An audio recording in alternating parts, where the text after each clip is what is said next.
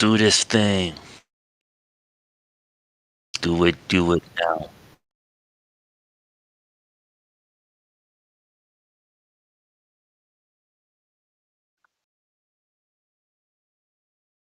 Do this thing. Do it now. Hello, this is Astro. I like comics, and I pretty much recommended the King Arthur theme for last week. And we're doing a spillover for this week since there's so much lore, especially with the knights who are fundamental in understanding the King Arthur mythos. Yeah, he's the one to blame. Indeed.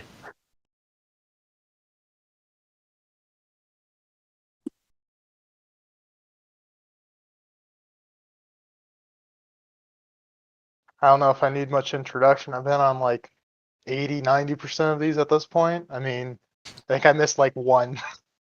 I know, I've been on most of them since the first episode. So I'm not sure if I need. I like reading history books in my free time.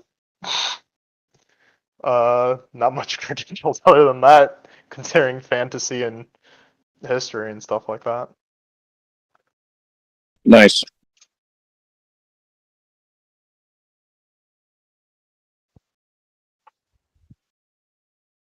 I mean, yeah, given that I've, out of respect for this great topic, I've crammed in an entire day of research for this. So, yeah, I'm happy to be here again. I'm a little bit into, amateur writing. I'm a big fan of just, learning about how to create media and things like that. I'm not too big on it as much as these guys. I'm not like a legitimate content creator or anything, but I do like to do my research and contribute. And this is a great way to learn about these things and how they can relate to world building and how we see the world today and how we write our stories. So I think it is important that we talk about these things and give the audience a little bit to learn.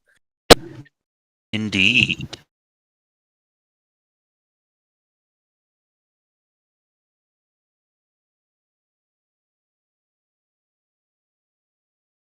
Mm-hmm.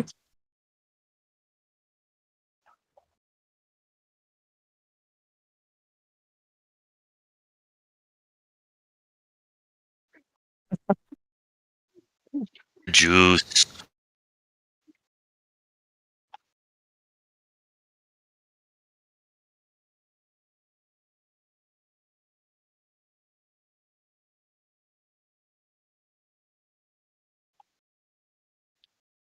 Yeah.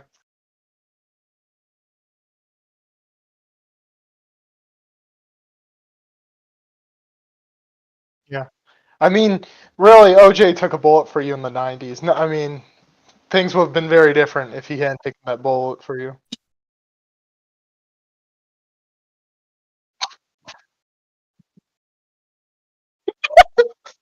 It's a real one. He's a real one, that's for sure. Yep. And I think that plays well into the fact that we do have to discuss the way that morals and chivalry and Christianity and beliefs, that belief system affected the actions of these knights, because something that was brought to my attention a little while before the first podcast on King Arthur was the argument that potentially he and Beowulf could have been contemporaries. And so it's interesting to me because when you look at the Beowulf myth and like the Norse guys, Danes, Vikings, a lot of what they did when they like had a challenge or a task, their goal was like personal glory instead of, doing it because it's the right Christian thing to do, or you're doing it because of God, or you're doing it selflessly. They're more, approaching things from a selfish perspective, from wanting to go to Valhalla to get glory for themselves on a personal level. I think this myth and these characters is when you start to see the real transition into doing things out of a Christian perspective rather than a selfish reason, like glory for yourself, like OJ did for you. He did it because it was the right thing. An excellent point, since King Arthur was chosen by God himself. Mm-hmm. Was he? Oh yeah, that was in Le Morte d'Arthur. I mean, I mentioned it in the server. Join the server if you're not already. But like, King David is, or King Arthur is basically King David from the Bible. I mean, he gets chosen as a kid to rule a country. He sleeps with a woman he's not supposed to. His son rebels, and the main difference is just that his son does actually morally wounds him in the Arthurian legend, while in in the Bible, David is able to defeat Absalom. Okay, do you think they took inspiration from that as like an archetype? It it Interesting. kind of seems like it, because there is like a lot of interesting parallels, especially with because in the Bible, you instead of Merlin, you have like Samuel, who Samuel, right? Yeah, Samuel, who guides David after Saul gets disinherited.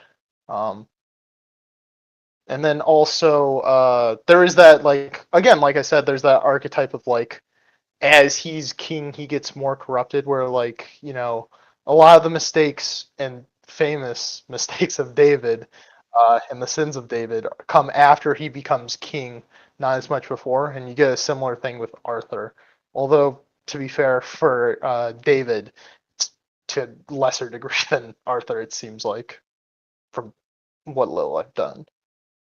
Well, heavy is the head, you know. Yeah, especially when it comes to women, it seems like. Well, yep, that's one thing that we can learn from both, the Old Testament, Genesis, and also from the Arthurian myth is that women ruin everything. So true. So true. Yep. So, which night are we going to talk about? Who's your favorite?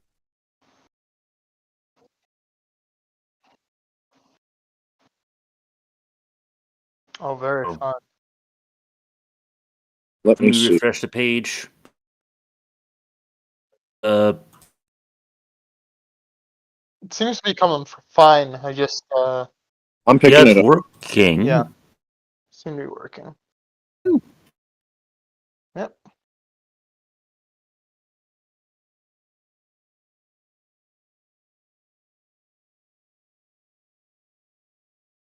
Hmm. Oh, you mean oh, you are right. Although maybe it's not that the thing is not updating. It's just that there's not too many messages. Could be that. Uh, I was gonna say the second message might just be cut off, just because that's my working theory, is that it's just test off. Yeah. If you had more filler, it'll probably show up.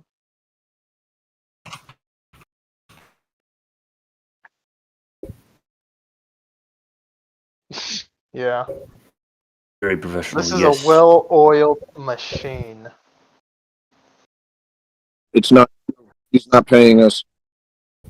I'm, Maybe this boosts the algorithm.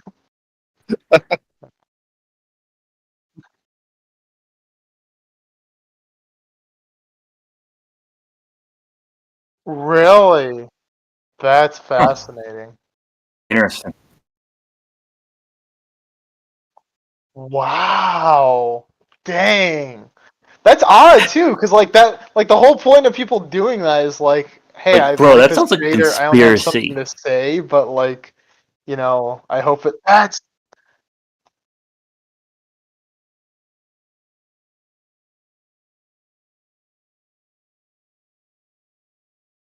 oh man, really.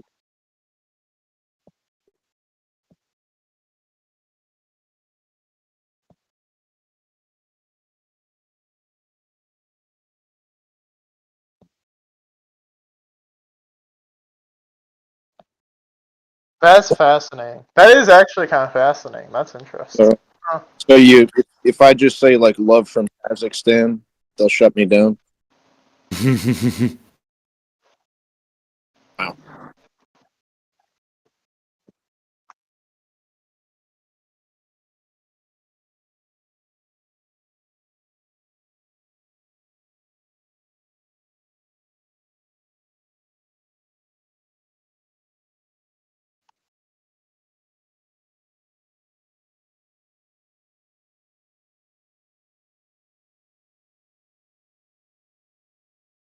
Well, All right. Magic. Next topic.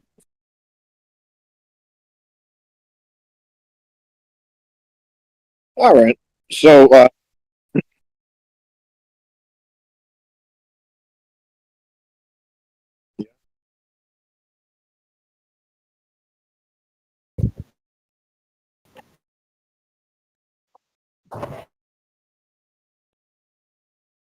I want to hit the big ones because that's simpler to talk about.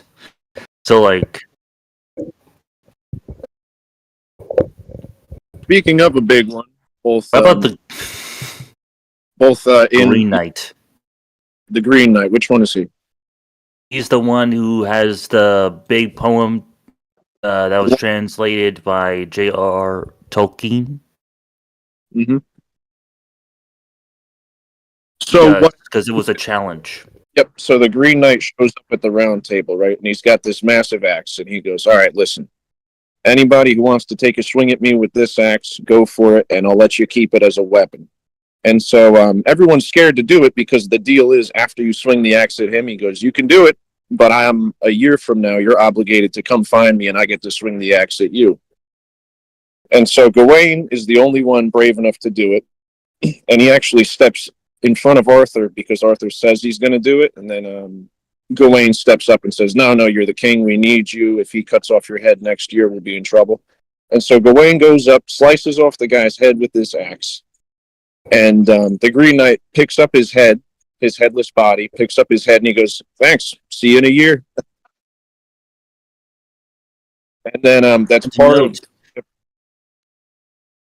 yeah, so with that, the challenge was issued on Christmas Day. You know, a very important Christian holiday. And so, like, also, I noticed throughout the Arthurian legend, holidays, big events happen on holidays, like May Day and New Year's. Well, A what lot, holiday? yeah. I was actually gonna bring it up later, but because I mainly focused on who's the son uh of Arthur, the one who Mordred? rebelled, Mordred. Yeah, a big thing with Mordred is that he was born on May Day, and we can get into this later because I'm sure it's a big tangent. But yeah, it does seem like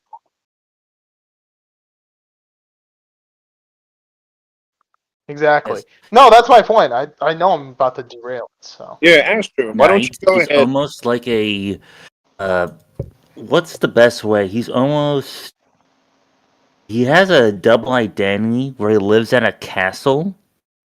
I Yes. always think that's kind of interesting, and especially with how he's almost uh he's not exactly immortal, but he's pretty much immortal because you can just cut off his head and he's just fine, and he can reattach it.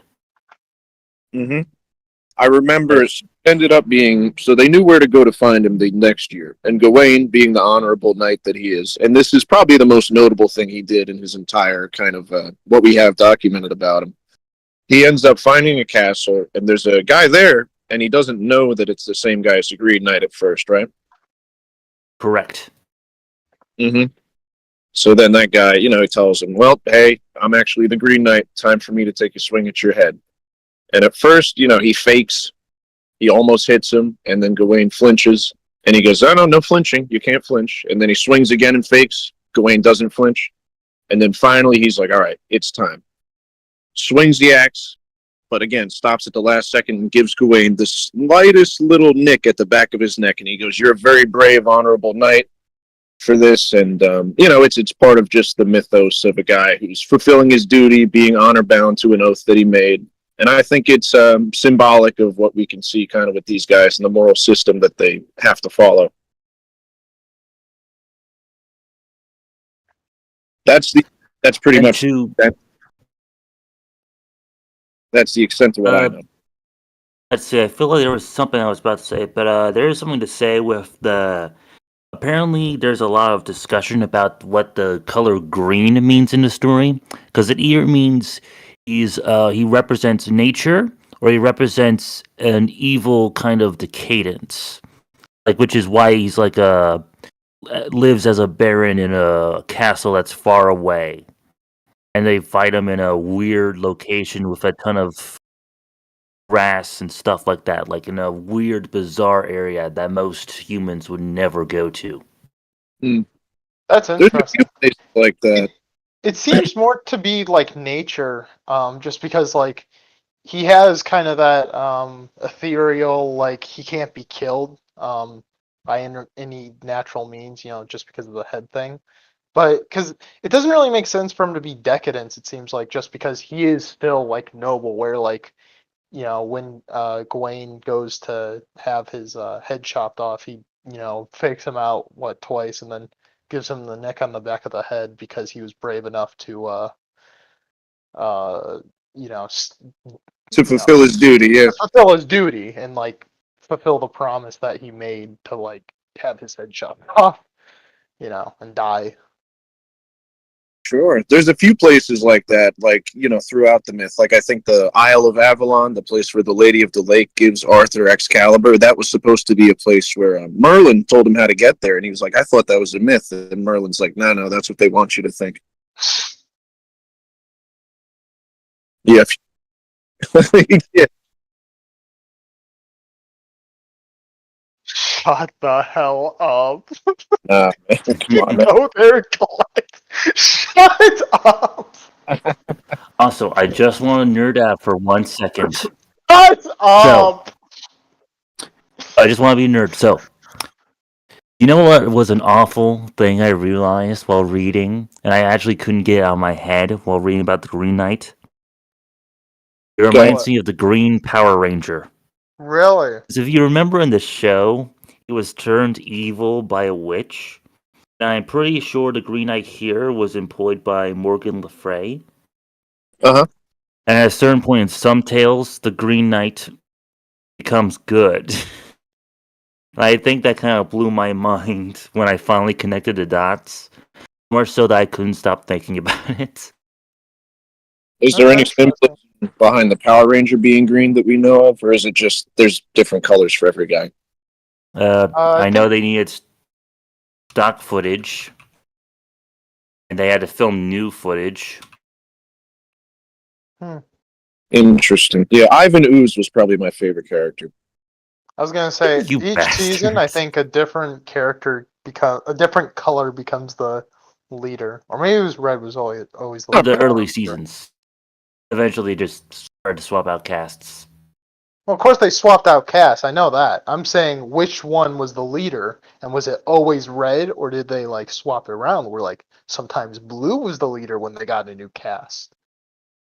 To my knowledge, it was red, but I don't know that much about it. Yeah, I know it's been years. Shock of all shocks that. Yeah, we'll get to that. Don't worry. It's Okay, interesting.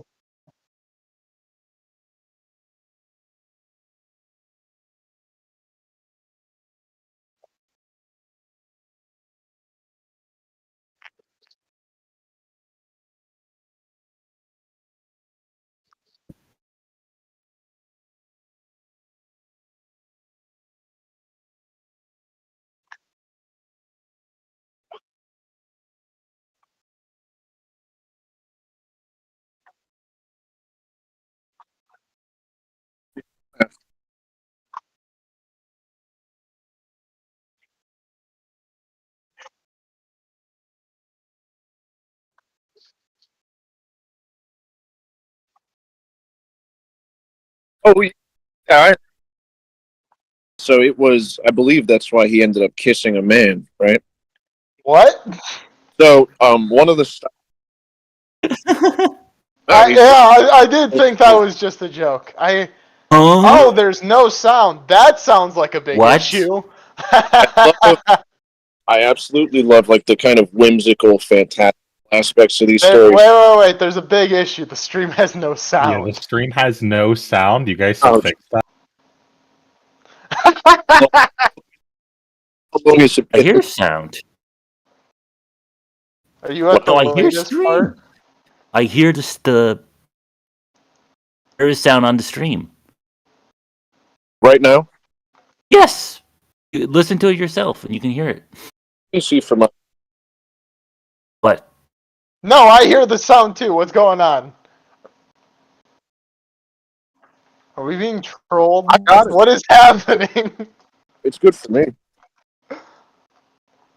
Okay, I can. Okay, false alarm, I guess. Magic.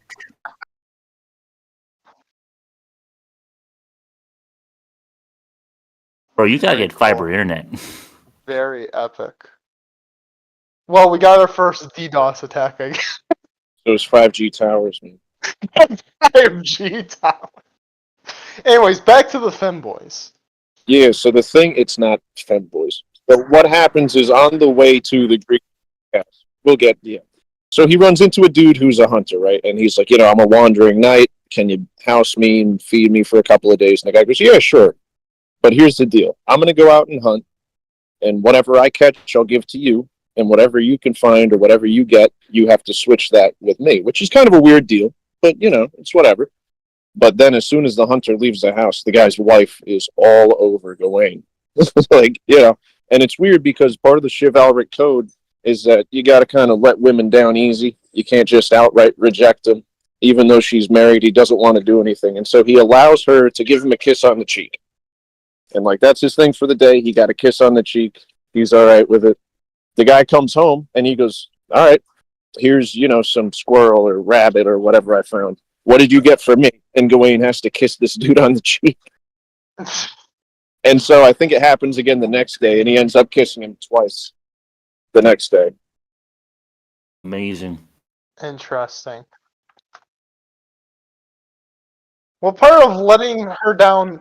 What part of letting her down easy is getting kissed on the cheek? Like, just is there no way to let her down easy? Mm-hmm.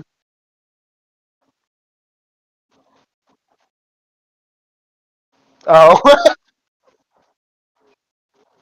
gotcha.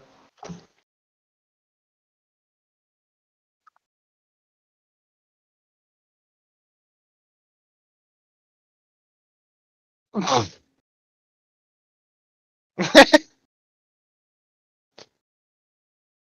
mean, if it works, it works, I guess. Fair enough.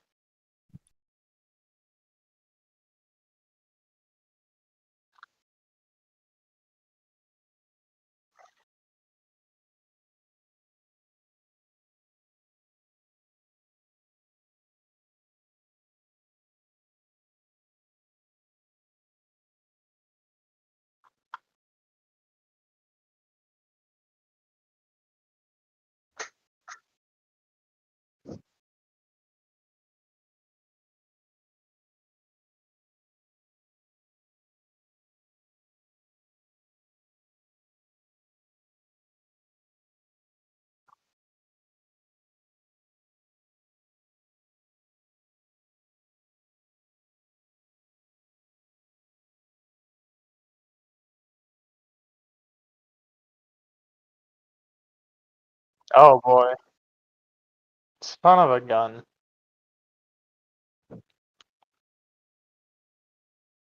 Well, this has been a perfectly run stream. We are a well-oiled machine.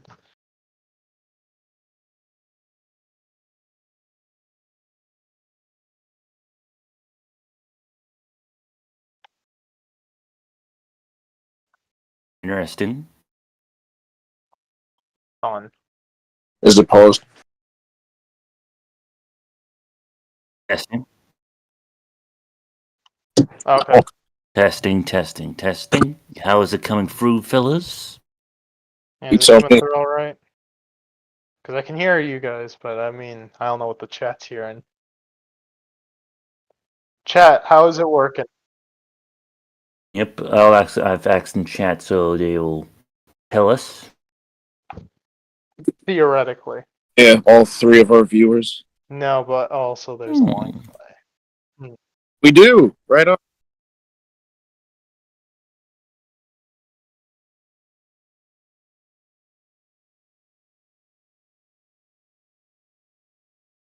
It's,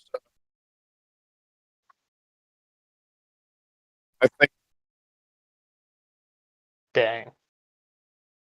Oof. You might want to turn off some devices in the house because that might be taking up some stream. Going Hmm. Interesting. I think it's because Drinker caught wind that we were streaming at the same Yeah. time, and he's sabotaging us. Drinker can't. It's keeping us down. The big Drinker. man's keeping us down. I'm We're calling you. always going down on the little guy. Look at us. That's right. Yeah. Who does he think he is? He thinks he's the Check. drinker.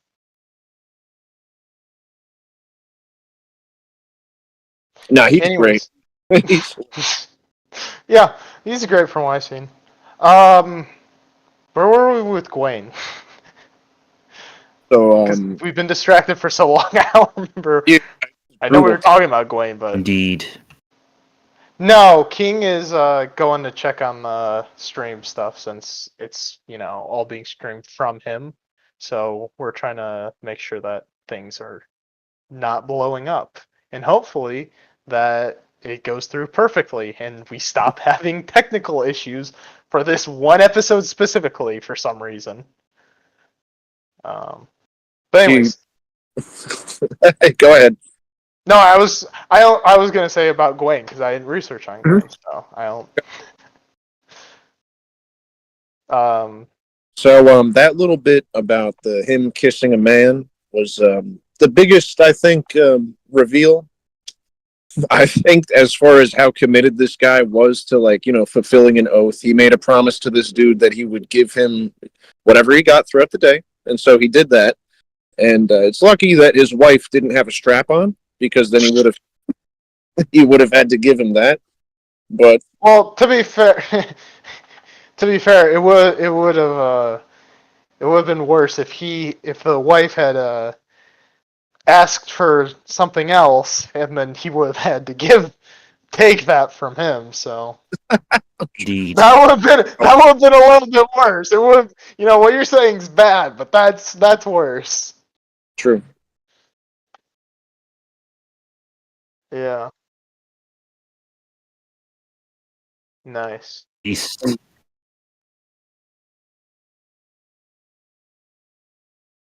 That's okay, man.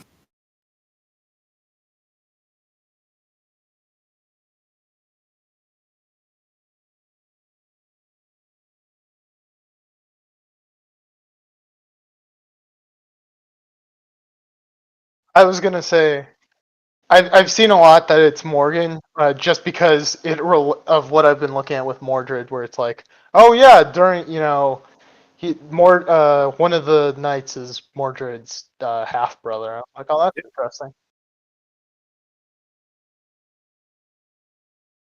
So I don't know if we want to get into this. Yeah, I was gonna say it seems like it kind of evolved where like originally is she was called Mordred, like she's called a couple different things, and I think it's like I know two of them is Mordred. Yes.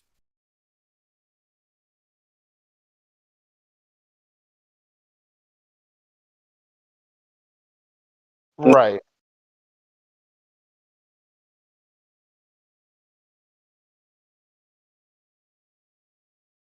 Hmm. Uh-huh.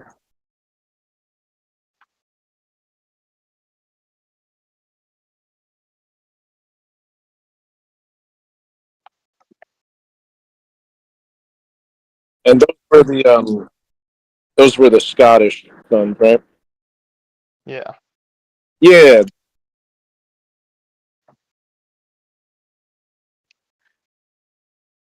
Yep. Yeah, from what We're all I've seen, Scottish. it's been if it's that at first Morgan or Morus or however it's pronounced, Margoose, what uh that originally it was just like a random woman in the woods, but as like kind of the legend evolved, it turned into Morgan Le Fay, who is also his half sister. But that doesn't seem to be something that was originally there from what little research I've done on this topic.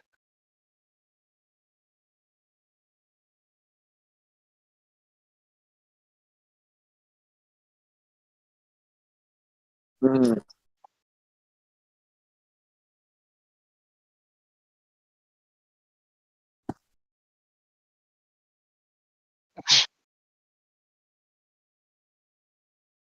Right on. Sprinkle it.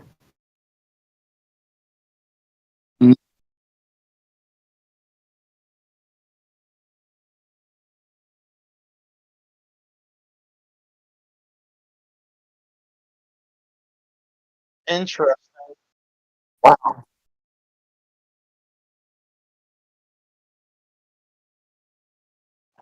Huh. Yeah, I had no idea. Honestly,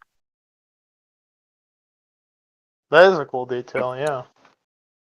I'd say though, I mean, trying to untangle like the genetic, like the lineages, the parentage of any character is a nightmare in this mythos. You know.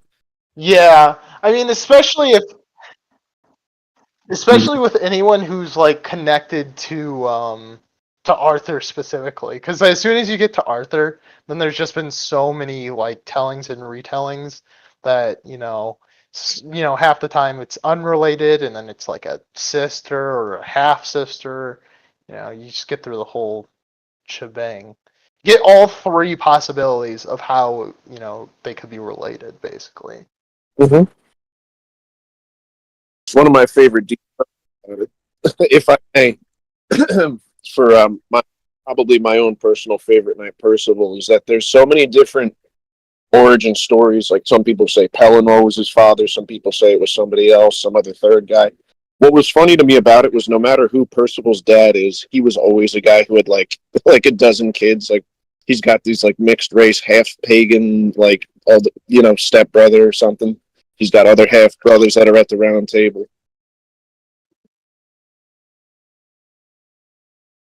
Nice.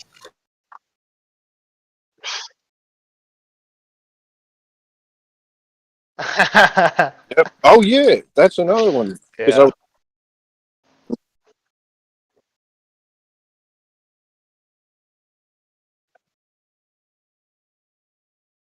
Yeah. Yep. Damn, that's a lot. it's hard to just untangle one guy from himself. Well, yeah. I mean, especially when.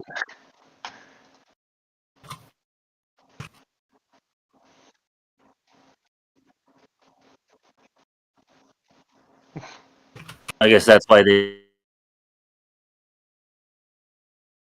Yeah. Yep.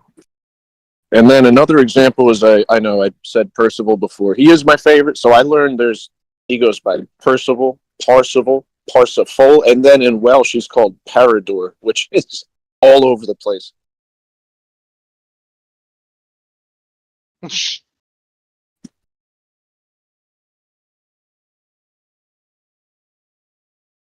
That's my guy.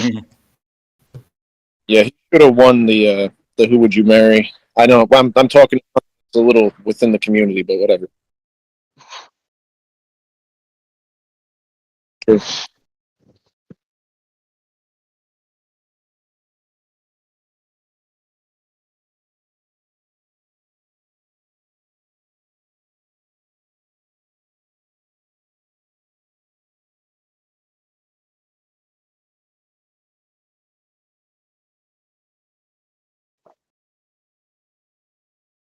Nope.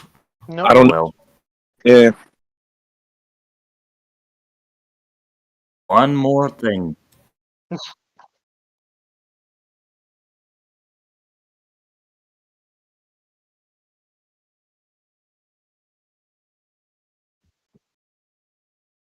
Hmm. Right.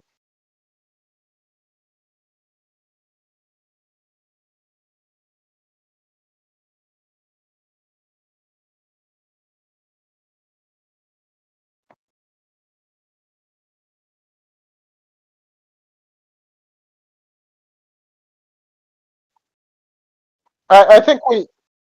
Hmm. I mean, I think it's quite obvious. The British stole something from the Irish again and took credit for it, which, you gotta respect the hustle of the British continually stealing from the Irish like that. Gotta keep the Irish down. Gotta keep them in their place. Exactly. Look, the stomping of Irish grind never stops.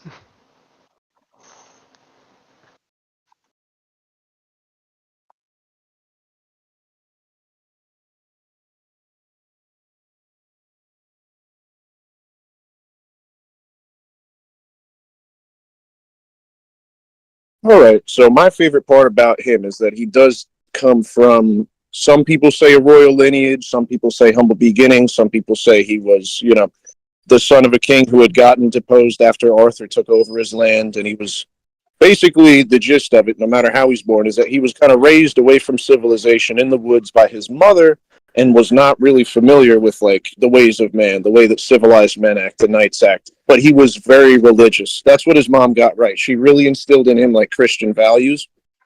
And then one day he just came across a group of knights. He found them, and he goes, he thought they were angels. These people wearing the shining mother, armor, and was not really familiar with strong men. And so he thinks they're angels, and he was, wow, so you guys are called knights? I want to be a knight. And they're like, jokingly, they're like, you want to be a knight, you got to go meet Arthur. And he's like, sure, where's he at? And they're like, Camelot. And so he ends up just telling his mom, like, I'm off to be a knight.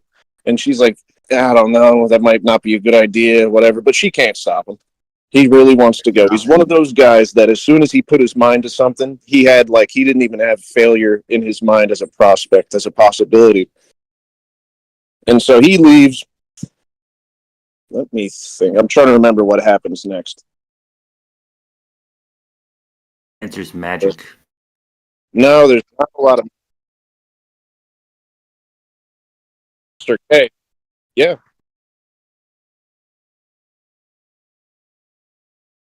Sir K, honestly. Okay. But another interesting thing, if you subscribe to the idea that Percival's father was the deposed King Pellinore, who in some myths is also the Black Knight who Arthur battled against. So, well, I don't know. They didn't race swap all the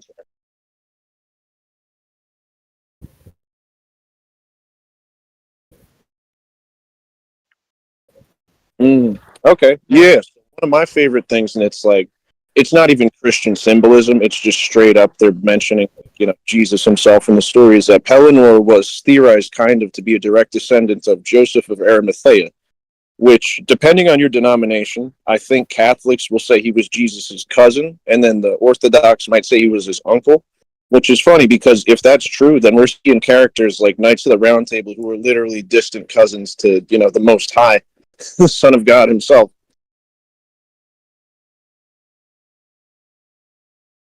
He was, yes. So he was the original knight who discovered the Holy Grail, even before Galahad existed as a character. Galahad didn't come into the picture until people kind of made him up years and years later. I think it was because the whole point of it was that the Grail can only even be seen by somebody who's completely without sin. That's why he was called Galahad the Pure, because he was such a pure, devout Christian.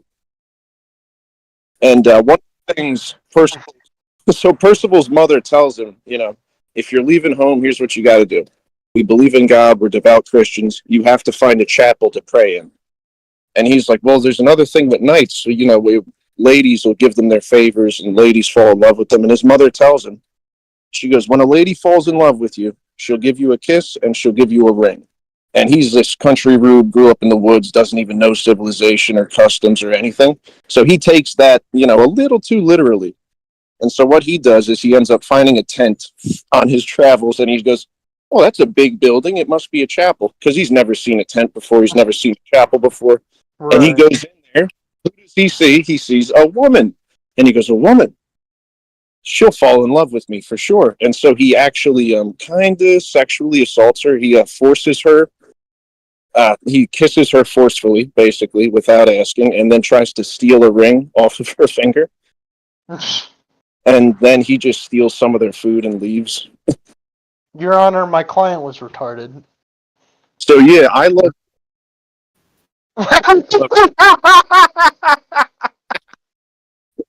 I know, that's why. True. That's what I love about him, though. He comes into it with no knowledge, but all the enthusiasm in the world, and he becomes something greater because of his great faith, because of his commitment to achieving this goal of being this great knight. So that's why he's my favorite. And I know he's one of the ones that everybody knows. He's a big name in the Round Table history, but I figured he was worth mentioning.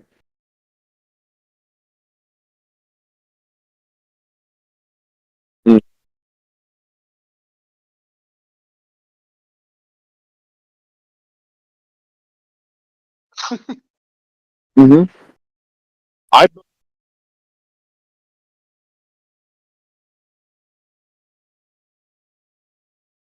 Yeah, I like him, but I think maybe part of the reason that they ended up switching Galahad out for him was because they needed somebody to, find the Grail and touch the Grail and everything, who was literally like without sin. So Galahad was a bit of a Mary Sue, and Oh so my goodness. part of the idea when they were questing for the Grail, I think in the version where it's Galahad, Lancelot, and Percival, I think it's Lancelot that's also there.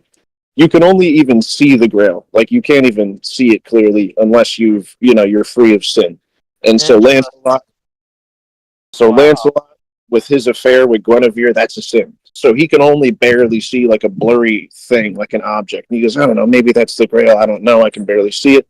And then Percival, because of his bit of a discretion in judgment with the woman. That's a little bit of a sin, but he's still pretty pure of heart. So he can almost see the grail. He sees something that's there, looks like a grail, but it's a bit fuzzy. But Galahad, being so pure that his title was Galahad the Pure, can see it clearly, can look upon it.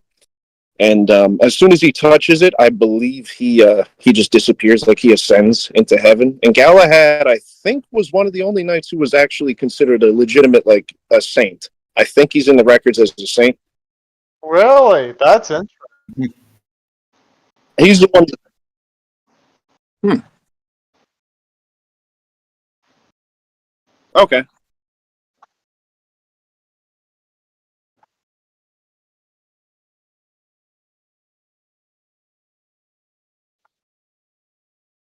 For I Post in chat.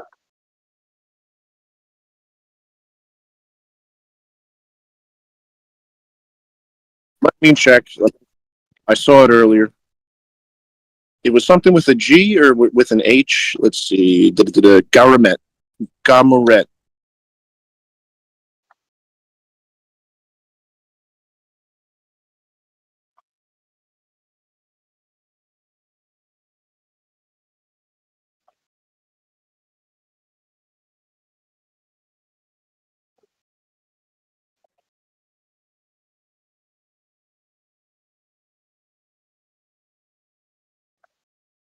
Oh.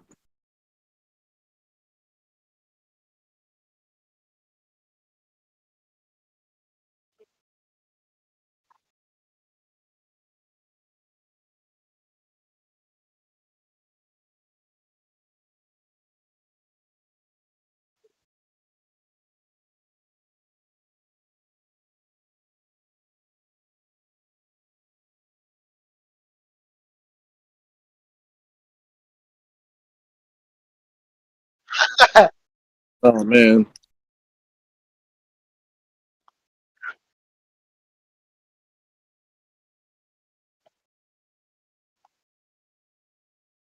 Dang.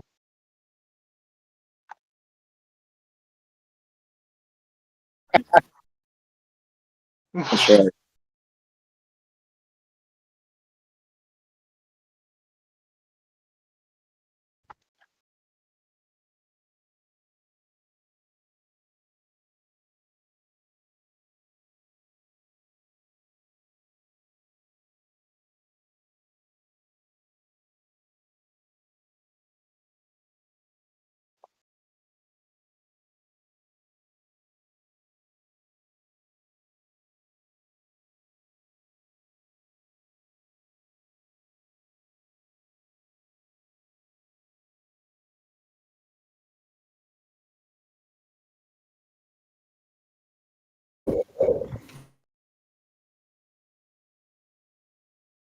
Hmm.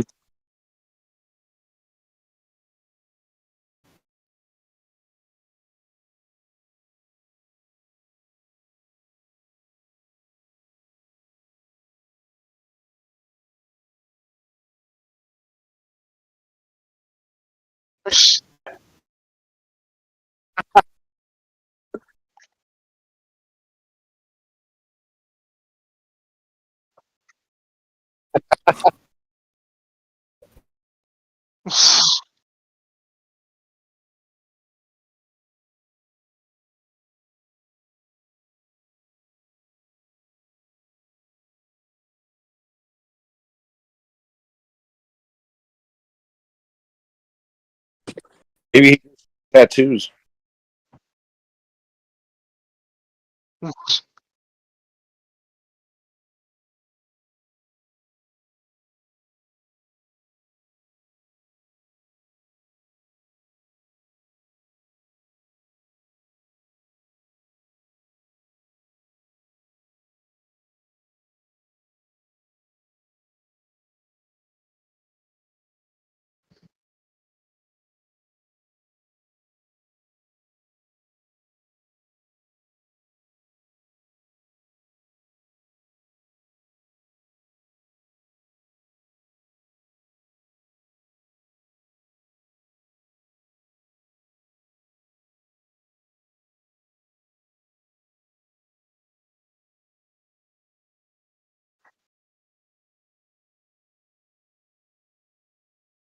Fully.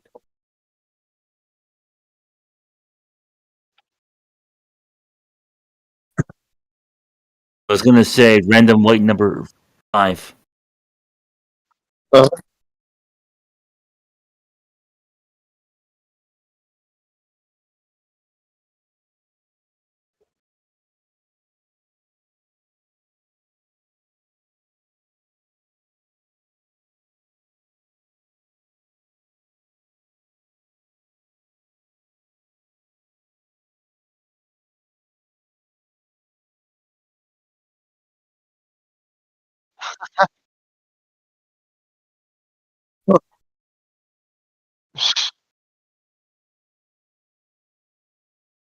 yep. That's another thing. It's so hard to untangle, but it is so super fascinating the way that they weave Christianity into literally like every decision these people make. It really is a major part of the way they look at the world, and it did affect kind of popular culture throughout Europe and probably Britain mostly by like having those be their heroes.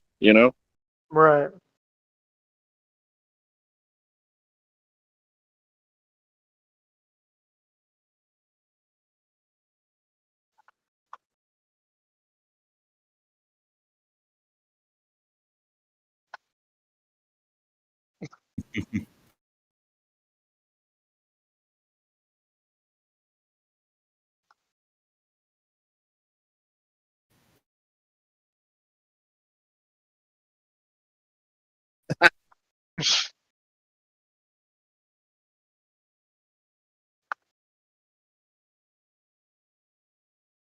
Amazing.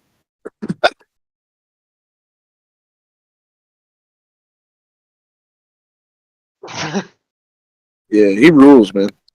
That's Yeah. my guy. Rooney's doing all right.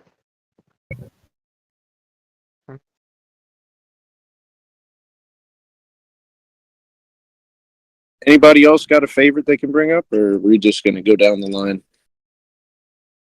Because Well, I looked a little bit into Mordred, so I can talk about that a bit. Check it out. I was gonna say Mordred does show up in a lot of stories. I don't know what happens now, but yeah.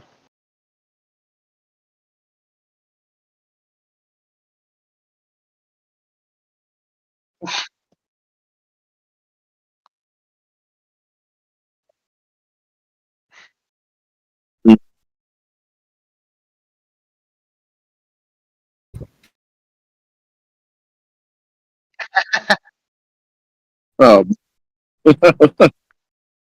Pete and Reed.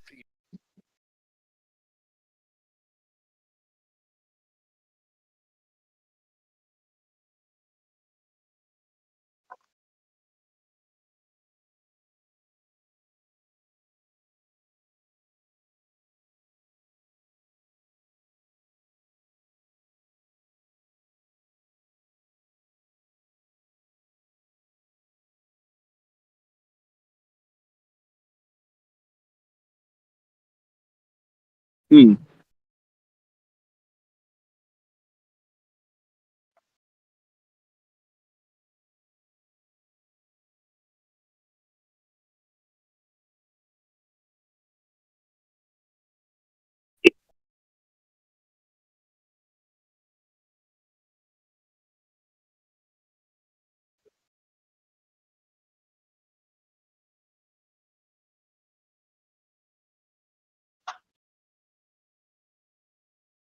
Amazing.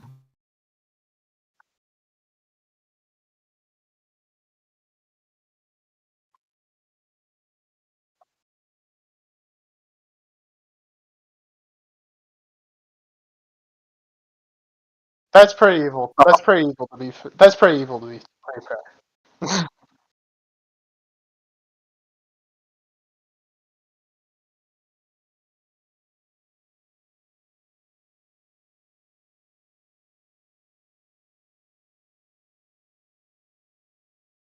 Ooh,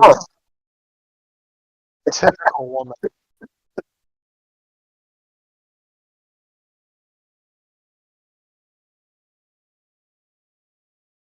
Oh man, I see this as an absolute.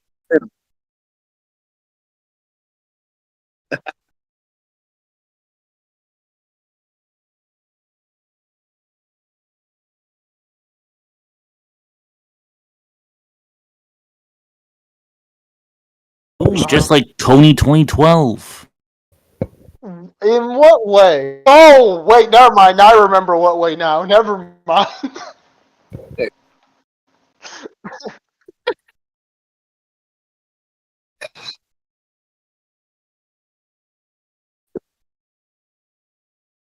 I guess,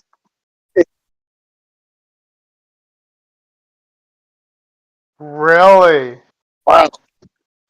That's interesting. I guess they just really liked that one part of Daniel where Nebuchadnezzar, I think it is, Nebuchadnezzar goes crazy and like eats with the cows and stuff. They just really like that one part, I guess. I don't know, man. That's wild. Man. I love how Astro never talks, and then that's contribution. It's Yeah, so right out on. of pocket. It's perfect for Astro. Yeah, Yeah. I tripping, saved my load. living in the woods, eating raw meat, killing things with your hands. I think it's a rite of passage for a lot of these guys.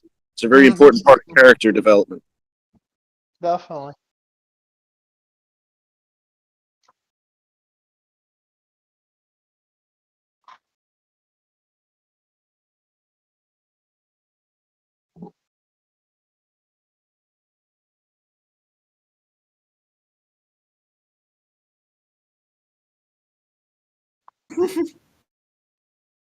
She's taking the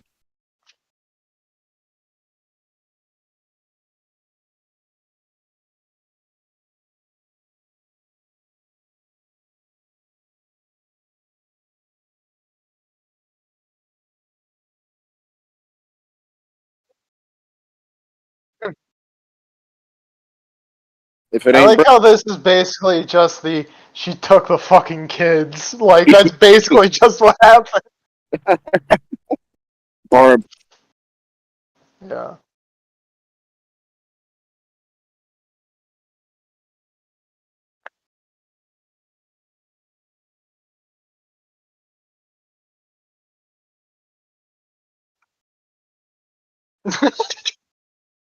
Oh,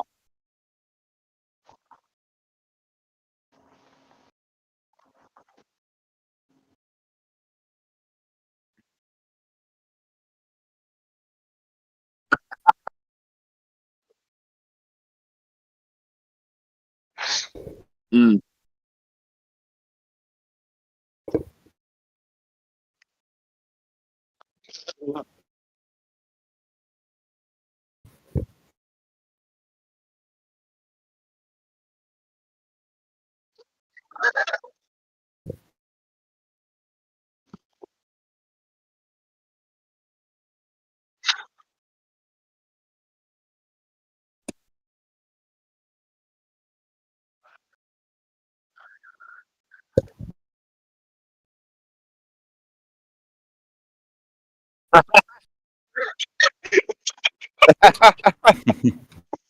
This That's right. is truly just a metaphor. This is a metaphor for when you come home drunk and then you have to do good deeds to be let in the house again. Kind of. Yeah, you got a cat. Yeah, yeah, that's old.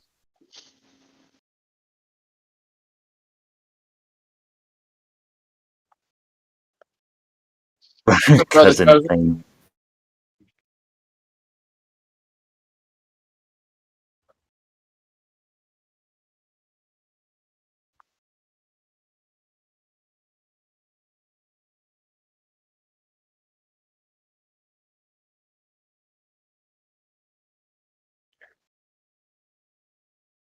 Uh-oh. Lamayo, Okay. the epic prank. If we're going to talk about, we do have to kind of bring up the background of Mordred and how he was able to kind of politically maneuver and manipulate people because getting a rebellion behind you under the king that everyone kind of loved, that boy was yeah, he knew what he.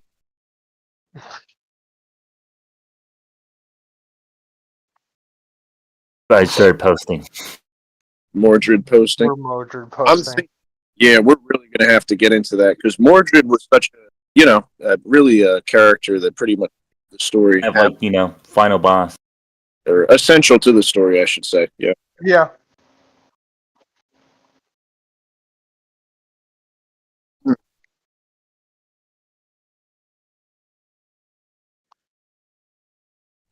Yep.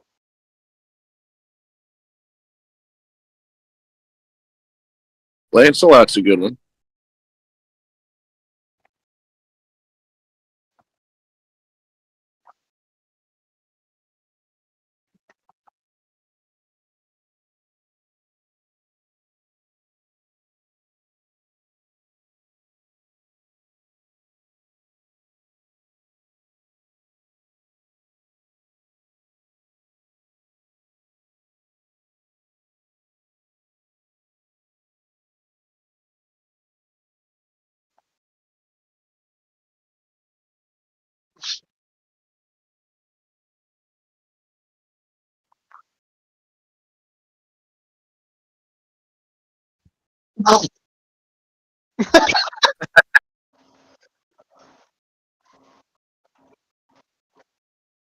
He's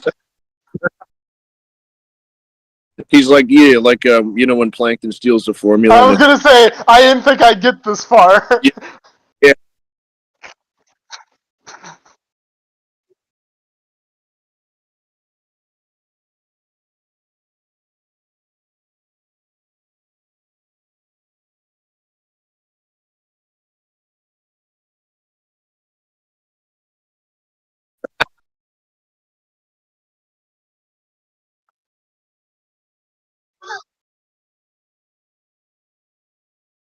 It's like I got this one.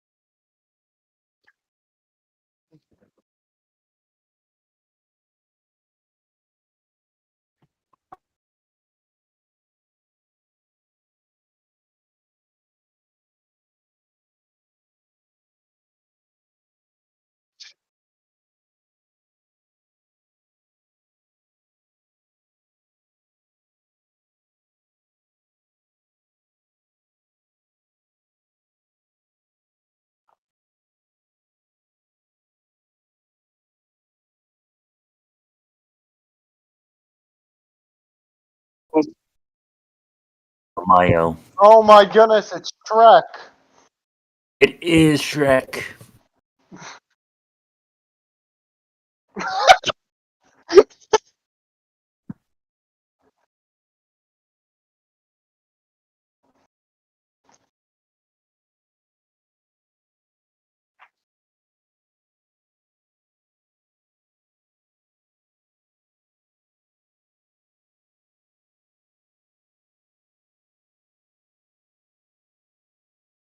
Honestly, I think I'd Giga Lane more like Giga Chad. Yeah, I think I'd rather Overall, I think I'd rather kiss a dragon than a frog, to be honest. Yeah.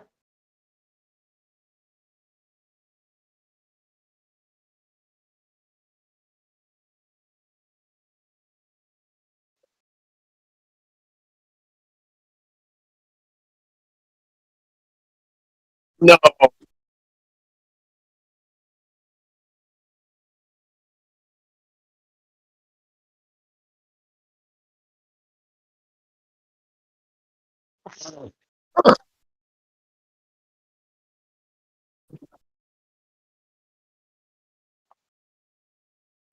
If I was him, I'd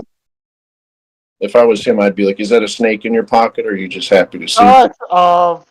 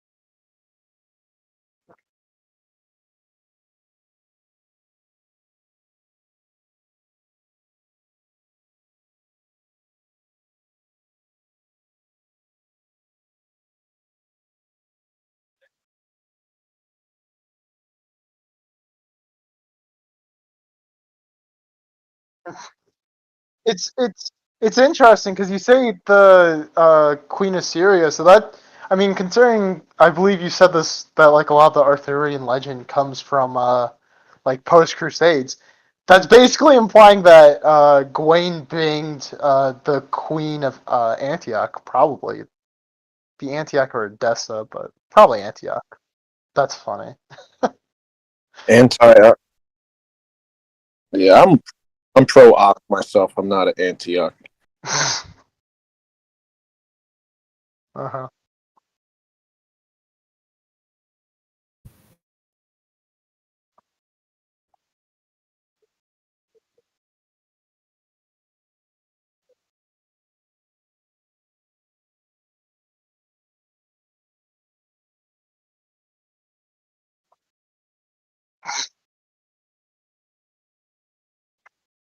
Oh,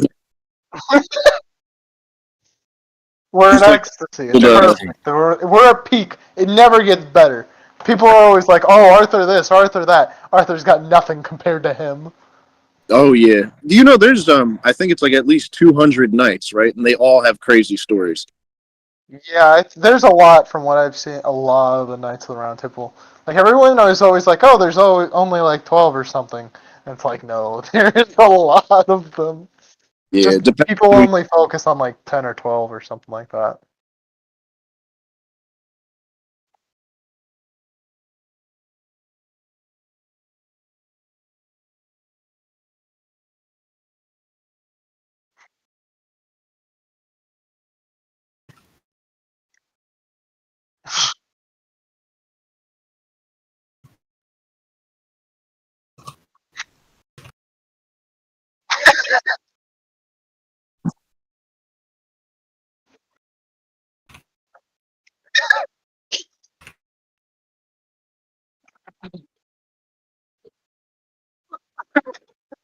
A little No, bit of the it next. came to them in a dream. Arthur was able to communicate with them in a dream. And when they say, "How did you communicate with them?" It's just it came. And that, I mean, with half of the Arthurian legends and stories, I mean, half of it is just it came to me in a dream, and then Well, that's a valid answer. in a world of people that are born, mixed race, I mean, like half fairy, it's not inconceivable. Nope. But yeah, dude, it's super, super duper. We're gonna have to hit Lancelot. We probably should hit Lancelot at some point. All right. Anybody got any?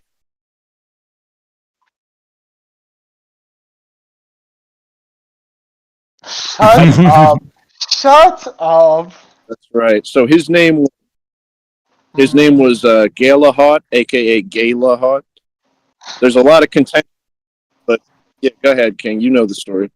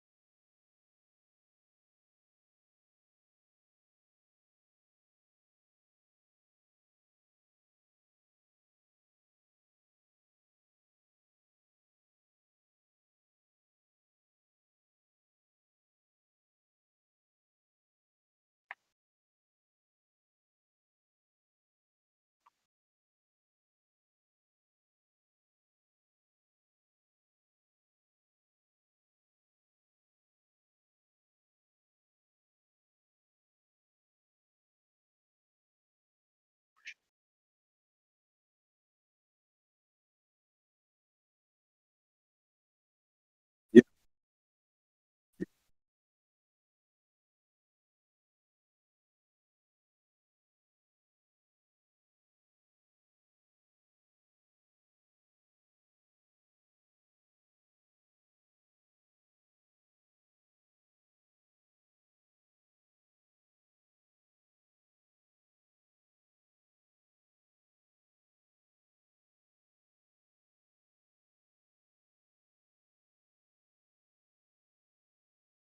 But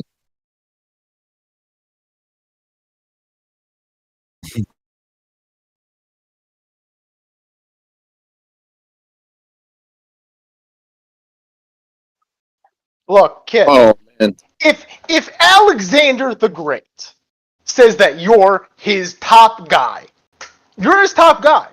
There's nothing that you can do about it. You're his top guy. bottom guy.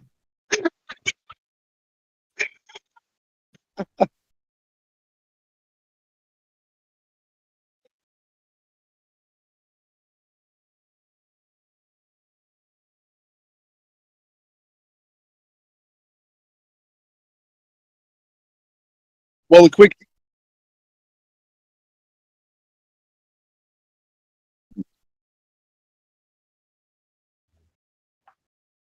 a quick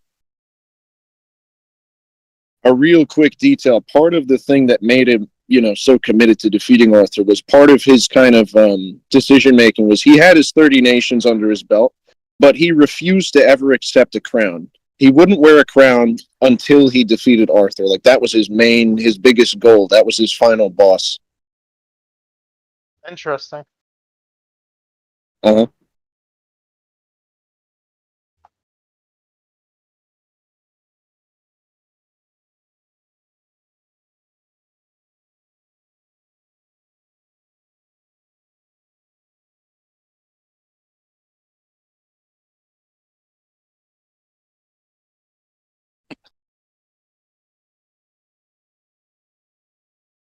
You know what? I might have to forgive Lancelot for some of the other things he did because if he just straight up was so good on the battlefield that a guy was like, "Here's 30 kingdoms," it's like, all right, I can forgive you for a Yeah, little, exactly. little getting a little side.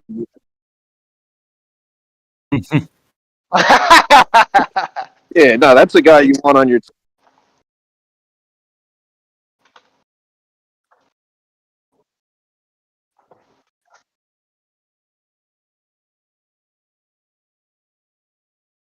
Mm.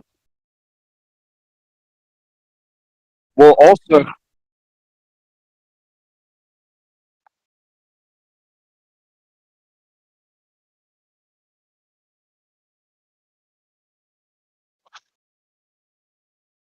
hey, Yeah, that's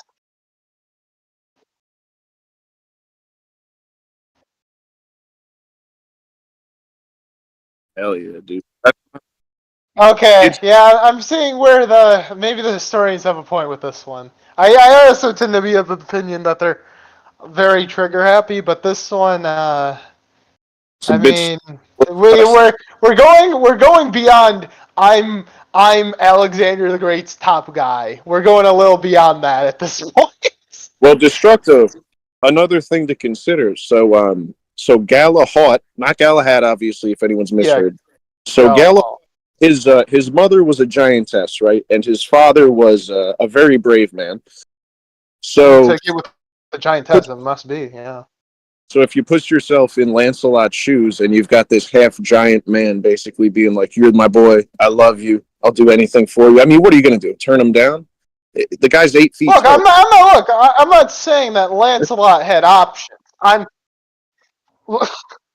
not saying Lancelot has options. I'm saying that the accusations are not baseless like they are 90% of the time. That's all I'm saying.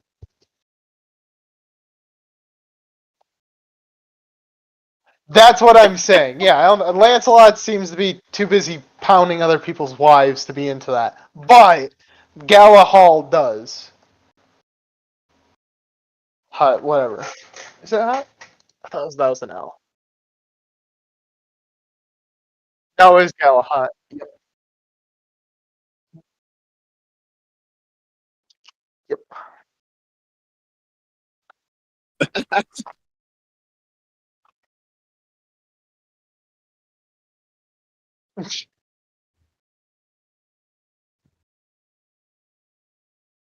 The biggest crime of the English was not changing the names to be more, speakable in English. I mean, fair enough. The American immigrant, Ellis employees did the same shit. But Look, I don't want to live in that world, kid. I don't want that world. yeah. So anything else on thought, or are we going to Lancelot now? Well, we didn't talk about Lancelot, and Lancelot seems more.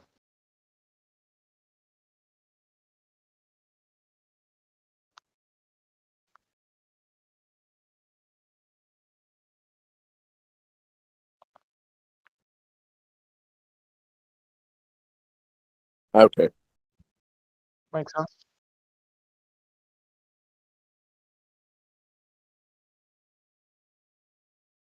So Sure. okay, but also certain myths have Galahad as his son, right? I was gonna So say Galahad's usually his son, if I'm not mistaken.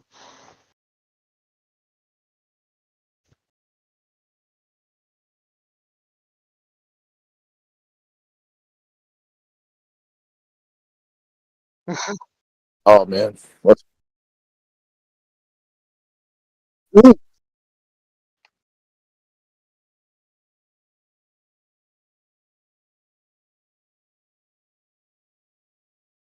Based.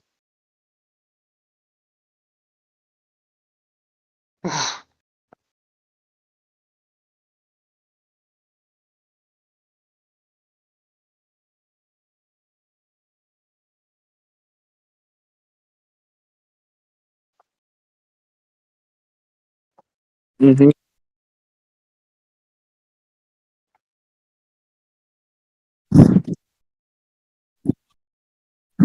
well, also he became the steward kind of Arthur's lands while he was out warring in other countries too, right? So, I mean, he was a trustworthy guy.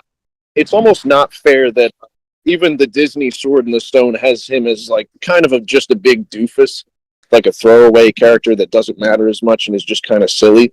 But it really, yeah, I mean, Arthur trusted him. They grew up together. They were boys, and Arthur trusted him to kind of be the steward of his lands while he was away. So I mean, yeah, this guy, I feel like he deserves better. But true, it is true that part of the Percival myth that I read about today was one of the interpretations, at least, was that Arthur, Percival shows up at the round table and he goes like, "All right, I'm here. Make me a knight." And Arthur's like, "Yeah, all right, dude, I got a quest for you." And he makes him, sends him off to do some insane thing. I forget what it was. Sorry. But one of Guinevere's ladies in waiting sees Percival, and she like jokingly is like, "Surely this man will be the greatest knight of all time," not knowing that she's being prophetic about the Holy Grail and everything. And Sir Kay the Tall actually smacks her in the face. He's like, "Shut up." And so then,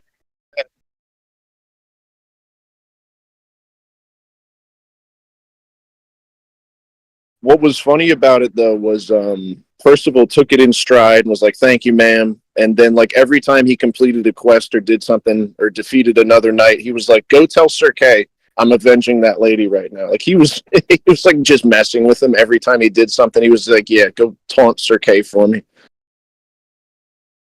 That's only one story that I didn't learn that much, to be honest with you. If anyone wants to correct me, go ahead.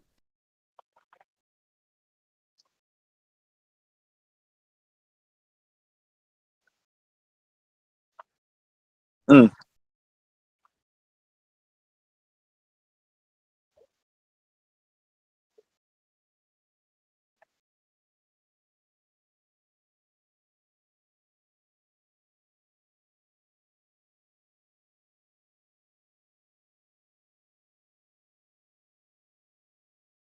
Impressive. Well, also was my other favorite fun fact about that guy was like, one of the kind of the way that he's depicted almost as a demigod. They say the bit about the tall as a tree and strong and nature and everything. One of the other things was like when he held a weapon, even in the rain, even in the pouring rain, it would be completely dry because somehow the heat emanating off of him made him, yeah, like immune to weather, immune to natural issues. He was like I mean, I feel like you could do more with the way that he's described like that rather than making him a big dummy if you're gonna use that to inspire a character.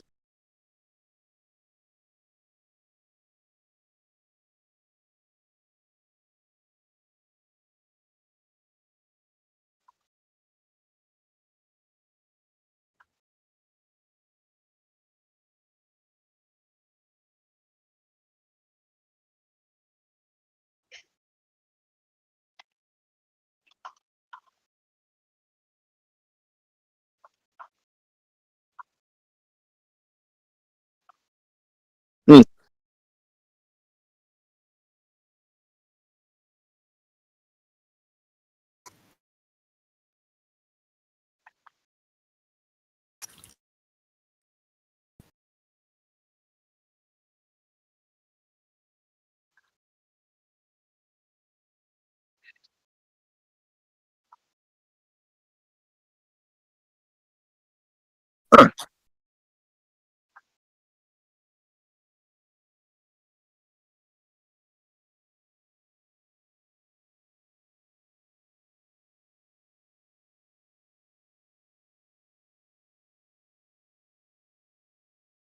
Oh yeah, and it's not even fair because all the interesting things that I've learned about him that I'm talking about now, like I just learned them. I had no idea this guy was, even worth that much consideration.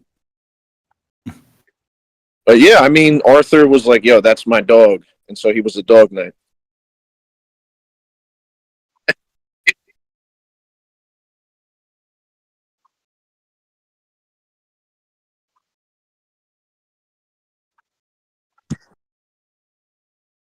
Mm.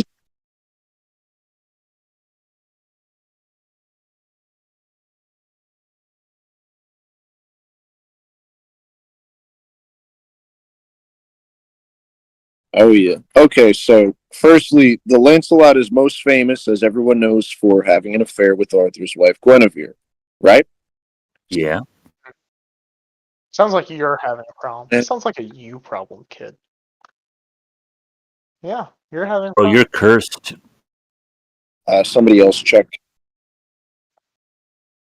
Well, let's You were see. you were slightly cutting out here and there, probably I don't know, a half an hour ago ish, but I could still. Yeah, but this is that message came in like 5 minutes ago, so that's probably not it. Yeah.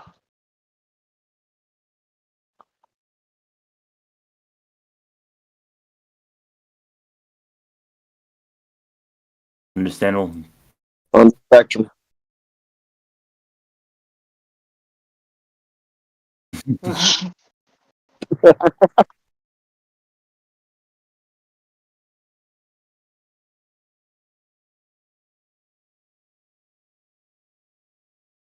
Yeah, sure. Okay, so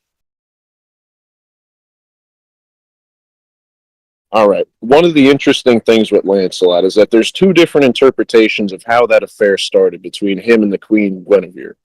So one of them, and I like to subscribe to this one just because I don't want to, have him look like a complete piece of garbage for what he did, was that when he became a knight, King Arthur and Guinevere had not yet been married. So Arthur sent Lancelot out to, whatever kingdom or whatever she was from, to go and say, okay, go bring my wife here. We're going to get married. Go retrieve her. And so on the journey back, they ended up talking, meeting, falling in love, and everything. And even though Arthur married her, she was still in love with Lancelot. And there's another interpretation that Lancelot became a knight when they were already married, and then she took a fancy to him and, kind of manipulated him, but he also gave into his vices, and that's how it happened. So, however you want to interpret it, it's there's a few different stories, just like every other night. But I thought that was interesting because it's one of those things I learned today, and it's like from that perspective of them spending, probably a number of months together, going over the road and learning about each other and everything for all that time, you kind of can't blame him for falling in love with her. But by the other interpretation, it's like, you can't forgive him for that version of it. Anybody got thoughts? Nope. Not at all. Mm-hmm. Another interesting thing. So in the T.H. White book, The Once and Future King, when they talk about Lancelot, he's ugly. Like, he is an ugly... Really? He's an ugly, sumbitch. So it's funny that he kind of is ashamed of his looks. He likes to wear the knight's uniform with the helmet on to hide his face. He's afraid to show his face to a maiden after he rescues them. And that puts him in kind of a state of vulnerability because he is insecure about how he looks, which is part of why Guinevere was able to seduce him and trick him and, manipulate him and stuff. And I thought that was an interesting interpretation, but I know there's other versions like, Shrek 3, where Lancelot is a very, very handsome high school athlete. So there's a few different ways to look at it, but I would say him I being... mean, to be fair, with the we were just talking about Galahad. Yes. And I mean, he Boy. done Lancelot, so I mean that's more evidence for that. I know. That's why it's interesting, because honestly, the T.H. White book is from 1938. That's one of the newest versions of this myth that we know of. And so looking back, probably not too much physical descriptions of people beyond, Sir Kay the Tall, or, the fact that Galahad was a half giant, so he's obviously very big. You don't get a lot of descriptions as like, this guy was ugly. So it's kind of... I mean, especially with like him being like so popular, and like at very least initially, I feel like he's usually portrayed as like good. So like you would imagine that he'd be, and especially since Guinevere's interested in him, when she's got the King of England, this big title, presumably some looks are gonna have to play in, would hopefully play into it, like. If it's just his personality, like Arthur's really like that's a major L from Arthur. Yeah, you gotta take every different version into account, and also the fact that when we say Lancelot the Great, he's the most notable knight of the Round Table. He helped quest for the Holy Grail. He's famous, but also, like the king said earlier, there's a few myths or little stories and things that people have potentially could have applied to Lancelot that originally were things that other people did. So maybe he kind of got propagandized into looking like a better person than he was, but we don't know for sure.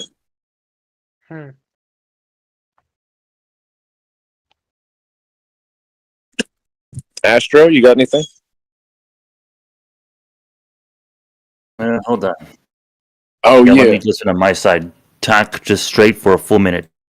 One more little thing. So his full name was Lancelot Duloc, right? Which is obviously they stole that name from Shrek 1. So Duloc means of the lake. So Lancelot also was a guy that was raised like pretty much just by his mother, even though he was in some interpretations descended from a French prince. It's just to interrupt a little bit. It's interesting how much fatherless behavior a lot of these stories have. To be honest, like honestly, dude, I feel like it helped inspire guys we see like Luke Skywalker. Like there's the Well, under. Yeah. but even with Luke Skywalker, I mean, a lot of these guys, to be fair, do also have like the orphan thing of like, they're raised by a family member or by someone else, which is fair enough. But a lot of these stories also, like a couple of these guys just don't have fathers. Where at very least Luke, he had Uncle Owen, Maybe. I'm Like sure that. to be fair, there does seem to be a mix of like the Luke Skywalker archetype of like he's raised by someone related to him or like someone who's not his father and mother and like grows up Sure. not knowing his lineage. But King Arthur. there is also quite a bit, it seems like, of like just being raised by the mom or something, like just being raised by one or the other. I think part of it that goes into it that makes, at least, because Arthur was raised by Sir Ector, not royalty, but also not a nobody, but still destined for great things, is the fact that, like, being raised in that environment versus, being sheltered in a castle and learning all the fancy things and seeing things from the perspective of royalty, you're not as good as somebody who's spent time around the people and understands like the general public and the populace and what are they called, the plebeians, like the lower classes. Like you could relate to people better if you come from kind of where they're coming from and you understand their perspective. So I'd say it's a useful mechanic at the very least. Definitely. Yeah, I wouldn't know about relating to the poors. That's what my server's for. I let them look at me all the time. It is also interesting, like how a lot of it, like it contrasts with who was the first guy that we covered? I think it was the first guy. I don't remember was it Gawain that we covered? Who's the knight who was raised and like sheltered? Was that Gawain or was that Gawain's son we talked about? Gawain's son was the half fairy. Oh, right, but was he raised by his mother, like his whole life, and sheltered? I don't know. Who was finding the Holy Grail? Everybody. So, okay. So cool. Who found it before? Oh, Reg. I have Percival. I think it's Percival. Percival was. Yeah. So, but it's kind of an interesting contrast to like Percival, where like he's raised by a father and then like gets goes out into the world and mixes with the plebeians, where Percival is raised by his mother and he's sheltered from the world, and that's why he's able to find the Grail partially. Because that's he's just raised, to give his mom, she did drill Christian beliefs into. No, I mean like the one thing. I'm not even dissing it with that, because like he's able to find the Holy Grail. Like that's not a small, like that's impressive. That's not something to be like, oh, you just found the Holy Grail. It's like it's the Holy Grail. Like that's pretty good. Mm-hmm. So I do want to talk a little bit about the meta stuff for Lancelot. He's really fascinating because unlike a lot of the knights who we can kind of figure out like, oh, he was made up here, or there's a random Welsh guy that they took the name from and pulled into, Lancelot doesn't have that. Lancelot might be like one of four things. He might just be entirely made up, which that's always a possibility. He might be a character that's a French character who's known as the Servant, and the Servant is a character from a lot of older mythologies, like in like French folklore, kind of like how Bigfoot's just known by everybody, but nobody knows like the exact details about him. Every local region has a different story of them. The Servant is like that. It's Lancelot. That's what it would be. Which, yeah, it sounds close, but I don't believe that. Ishtar and Easter aren't related, and those words sound close. So I don't believe in the whole "it sounds close" thing. But the reason that Lancelot's interesting is the story of the Servant has him being kidnapped as a child by a water nymph, and she raises him, and then he shows up as a hero at a tournament in 3 different disguises, and then he saves a princess from an otherworldly prison before he marries her and lives happily ever after. That's very closely Lancelot's real story. So even if Lancelot himself is based on this character, it's obvious that his character got pulled into his story.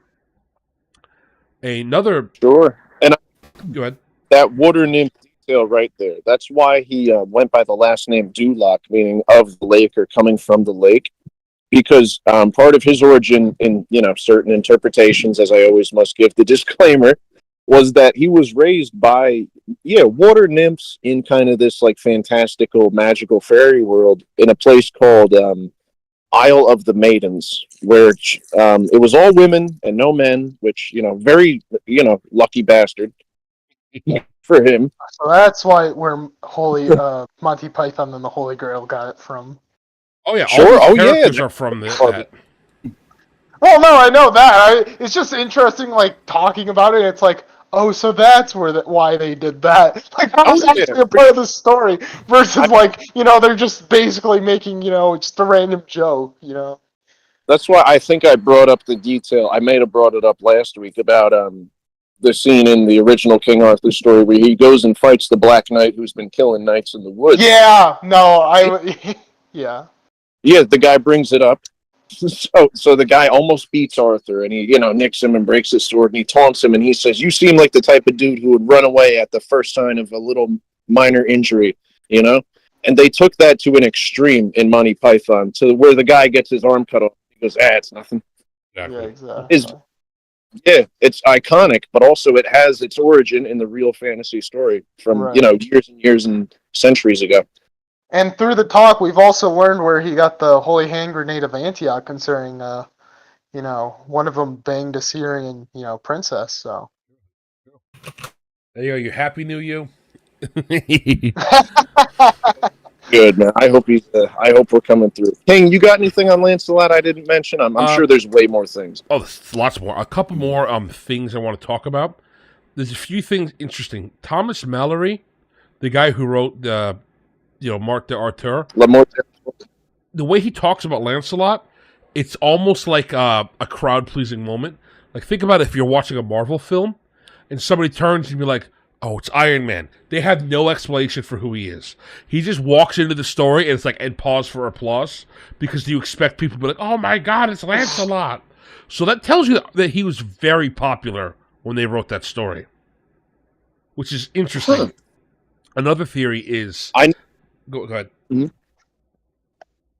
I was going to say real quick, in T.H. White's Once and Future King, they do kind of touch on him, like coming up in the world, experiencing things as a youth before he was a knight. And he does meet King Arthur without even knowing that he's King Arthur. And then, he goes on to be great, but I'm not sure how much that has its origin in the original, because obviously that book is more recent, relatively. It would make sense thematically, because the other thing with the Lancelot being of the lake... I don't know if it's the same Lady of the Lake who gives the sword to King Arthur. It sometimes I doubt it. It sometimes isn't. In a lot of this stuff, in Lancelot and the Cart, for example, it is the same one who gives him the thing. She gives King Arthur's sword, and she gives him his best friend. The logic is she gives Arthur everything he needs to rule, but the folly of man causes that to fall apart. I don't know what you feel about that. I can kind of dig it. I can kind of not dig it. But just that's a thing to remember as we're talking about there. Lancelot also may have been Hungarian, which is funny because that means the second time that I've been doing research that a character who's got a very confusing backstory randomly might be Hungarian. Thank you, Half Orcs. Go watch the Half Orcs video if you haven't. Hell yeah. By the way, somebody finally did comment on that video and explain about the guy in his chicken gut cloak, how much he loves it. So we have a pinned Hungarian who saved us in chat. So yes, back to Lancelot. There was a Hungarian king named Laszlo, who was married to Eleanor of Aquitaine's sister, I believe, or niece. I don't remember which one. And while she was trying to go out and fight the French for the throne, one of her siblings had a poem composed that compared him to the Arthurian knights and said, hey, Laszlo, why don't you come as an Arthurian knight, come kick the crap out of the French with us, because that's what Arthur's knights do. Help us, we're English. It didn't work, obviously, but that's really interesting that happened at the same time, and at the very least, it might be why it got so popular. Which, interesting, though, that you'd write, hey, we need your help kicking the French. Your ancestor, Lancelot, look how cool he was. He helped kick the French. He also fucked the queen. Also, the queen brought this letter to you about how cool you are. Just a little strange things going on in, court politics, as per usual. Yeah, that's one of those things you realize when you start to mature, because you look at things through such a lens of like, this guy's on this side, this lady's on this side. Once you mature and start trying to figure out more realistic kind of world building and political affiliations and interactions, it's like, yeah, no, people be fucking, dude. Oh, yeah. And what's interesting is Lancelot's most famous thing is, like I said earlier, he shows up out of nowhere one day to a tournament, and he kicks the absolute snot out of some people before he gets kicked out because he's not allowed to participate because he's not a real knight. Okay? He comes back the next day in a different disguise and does the same thing. And the third day, he does it again in the tournament. And then he comes out and says how great he is and he's honored as a knight given swaying King Arthur's court. That's how he joins the court. You had something to say, Pops? I'm sorry. I was going to say, yeah, real quick side note. Sir Kay, for example, was actually known. He was very good at what he did, and he was always very good at, the exhibitions and things. So people did like him. He was kind of a modern day, what we'd say, an athlete, like a cultural kind of icon as far as exhibition, like sports goes, and entertainment. People did, I don't know, I can't get over it. I'm like, people must have liked him. Like, I don't want to disparage Sir Kay, man. He deserved better. I fully believe that Sir Kay is the most deserving of a rewrite. Sure. von Liechtenstein is a bit different to Entree, or do you? He's a little bit... That guy deserves another shenanigans for him. Oh, good, the chat broke. All right, so we can't see chat on stream for a little bit. Sorry, guys. Computer will fix itself in a second.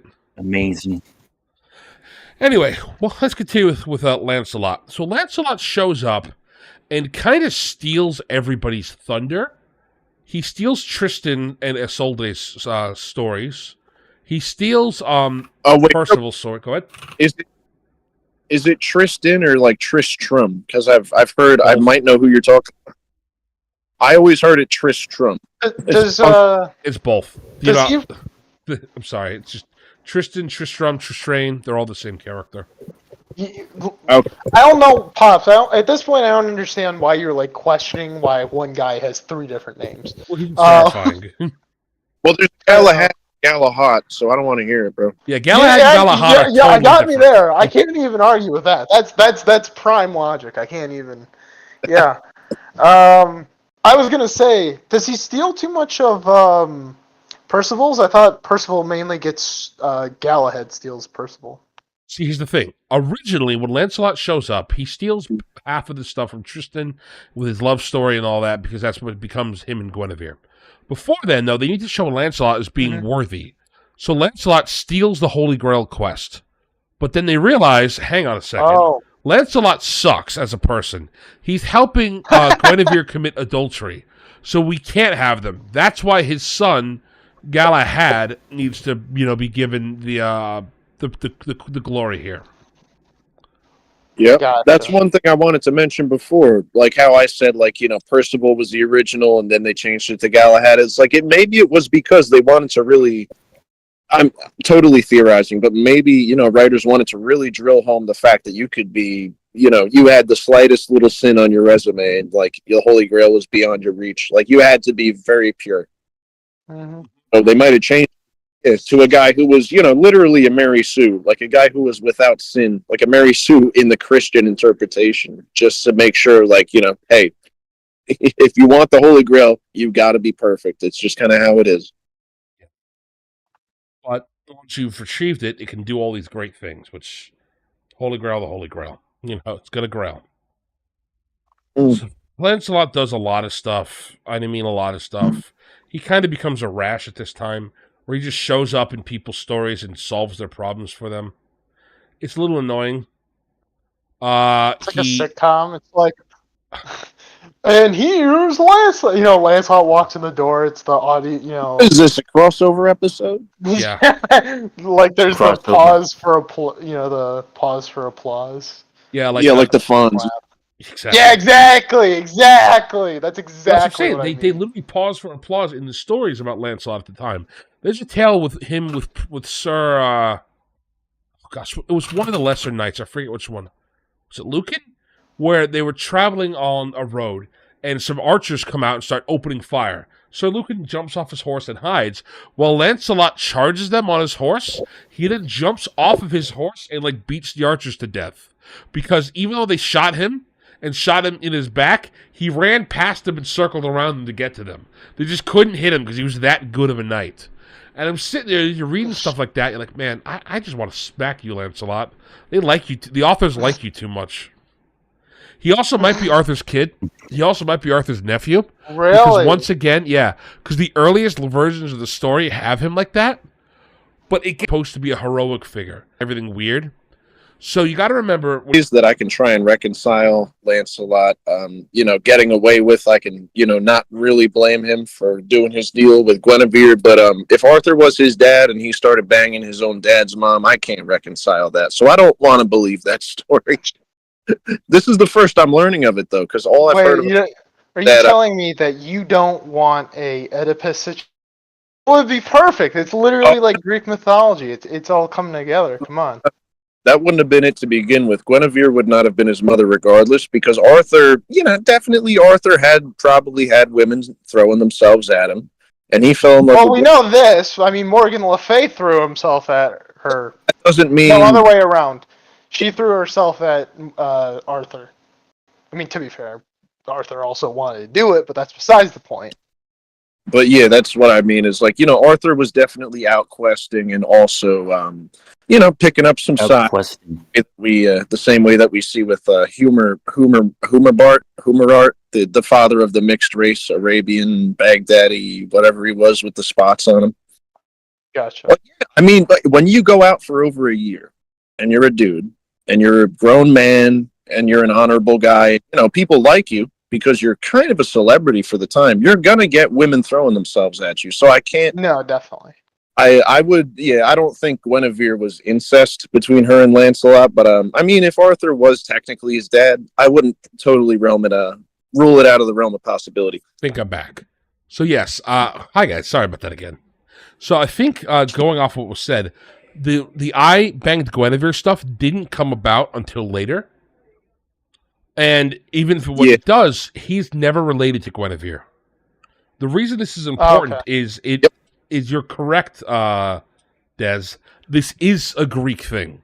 The logic is because Arthur cheated on his wife with his sister, Morgan, Lancelot, being his son, is now deserving of Guinevere because she is worth it. So he gets to cuck his dad because his dad isn't deserving of the love. So, yeah. That is the funniest.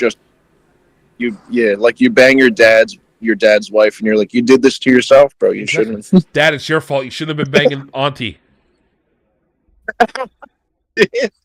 yeah, his aunt. Yeah. Stop banging Auntie. So, yeah. Oh, man.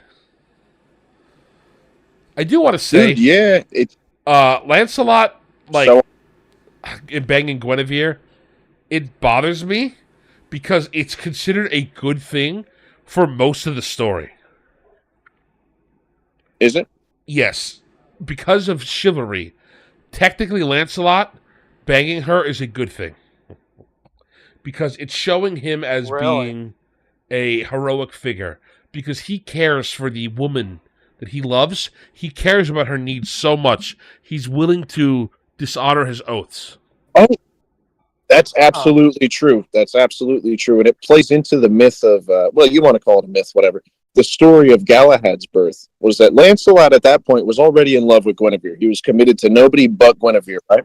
And so I forget exactly if it was one of the princesses of Orkney or whatever, but somebody was in love with Lancelot, and the only way that was that somebody put a spell on the girl to make her look like Queen Guinevere, and then Lancelot hooks up, and then she gets pregnant, and then he finds out, oh, you're not Guinevere, you're not a married woman, that I already am in love with. Like, you know, he threw her to the side, you know, regardless. John's He's thought. like, oh, He's you're like, actually, oh, you're unmarried?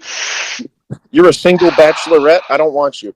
But he was Yeah, that. sorry, that's not my thing. It was love. It must have been love, dude. Yeah. So it's funny because I mean- there's two girls that could be Galahad's mommy. The first one is this chick who is oh gosh, what's her name? Elaine of Astolat. She's like you said, she's Elaine of Aquitaine. No, exactly. No, she's in love with Lancelot, so she seduces him and, you know, like fucks with him, and she's like, oh yeah, man, you know, I'm definitely the married woman you want to bang, and it's all considered a bad thing, but out of this terrible thing is Galahad. Unfortunately, because that doesn't work, so what happens is they introduce Elaine of Corbinac. She is Percival's sister, maybe? Who's also That's the girl I'm thinking of. She's a Grail maiden. Yeah. She's so pure and so lovely that she is allowed to guard the Grail. So then Lancelot bangs her, which then makes a kid come out who's holy enough to go touch the Grail. No way, dude. Yeah. You know what I love about them, real quick? It is a super duper juxtaposition of, like, because we see Lancelot. He's supposed to be this chivalric knight, and yet he gives up everything for his, like, desires of the flesh, so to speak. You know, he destroys his own kingdom. He lets everything fall apart because he has a love of the flesh for this woman who's already married, and, you know, he knows in his heart that it's probably wrong, but he's still in love and everything. Yep. And then the juxtaposition of that is we have Galahad, who gives up everything of the flesh to serve his holy purpose of finding the Grail, to the point that, like, he gives up his own life. As soon as he touches the Grail, he disappears, he dies, his life is over. He gives up literally everything, including his own, like, physical manifestation, like his own physical person. He gives it all up for the holy Grail by serving his duty, and we see that kind of opposed by his father, who did the wrong thing. So I did That find was it, interesting. by the way, the tale you were talking about, Pops. It is that other chick, Elaine, who does it on purpose, but Elaine of Corbinac does it on accident. What happens is she is sisters to Percival, so she's hanging out at the castle while Lancelot is loving after Guinevere, and Morgan realizes, hey, my brother's wife is getting in the way of me banging him, so I need to get rid of his wife.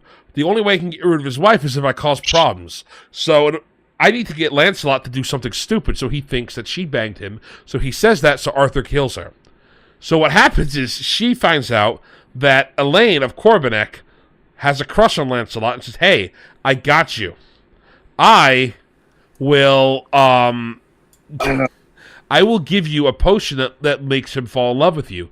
What it really does is make her look like Guinevere, so that she then, as the Wikipedia said, repeatedly rapes her, which causes his descent into madness, as he cannot reconcile loving her and not being with her, but also being with her, thus breaking all of his oaths in spirit while gaining none of his earthly desires or that of the flesh. Well written, thank you. Man. So imagine that. That's the funny thing, man. You bang your best friend's wife, but not really, so you get all the problem of, oh man, she just looked like your wife. Just imagine that. Yeah. Bro, I mean, it's fine. you know, she just looked like your wife. Inspired the song. It inspired the song "Jesse's Girl." Shut up! Shut up! Jesse, Shut up! Jesse's Girl. Jesse's Girl 1400s edition. I hope that you've seen the meme. It's in our server of somebody being like, hey, have you ever seen the what minutes have been like to record Jesse's Girl? And he's starting to record, you know, this Jesse's Girl, and his buddy Jesse sitting on the couch. I saw that one. That was great. Yeah. I don't know. For the record, I do hate that song. Like, I viciously hate it. It's very catchy, but I hate everything about it. I wish it had better. It's like, oh, this is a nice beat, and then you listen to the words, and it's like, what the hell are we doing here? Like, grow up. Yes. Exactly. So, No, the best one is Shaquille O'Neal started, like, smashing a guitar, saying, "We only want to hear Jesse's Girl," and he, like, just breaks a guitar. it's awesome. Little bit of a tangent, but look that up. It's pretty funny. Anyway, Awesome. what's next? Shaq's awesome. I met him once. He's a really cool dude. He plays You met- basketball with the kids. Dude, you meet Once. everyone. What the Yeah, hell? no, Florida's great, dude. his first. He played for Orlando. Yeah. Yeah. That's crazy. And he's got his home here. You just and go to a bar and it's like, oh my goodness, it's like a Family Guy episode or something. It's like, oh my god, it's Shaquille O'Neal. I met Aaron Carter here at the Outback like 2 decades ago. Oh my I have a signed goodness. Outback Steakhouse menu from Aaron Carter. I was going to say Aaron Carter hasn't played there in probably a decade. He died like 4 years ago. He killed himself. So Damn. Oh no! No, not Aaron Gordon, not the basketball player. no, I said Carter. Saying Aaron Carter, the pop star. Yeah, Oh, Carter.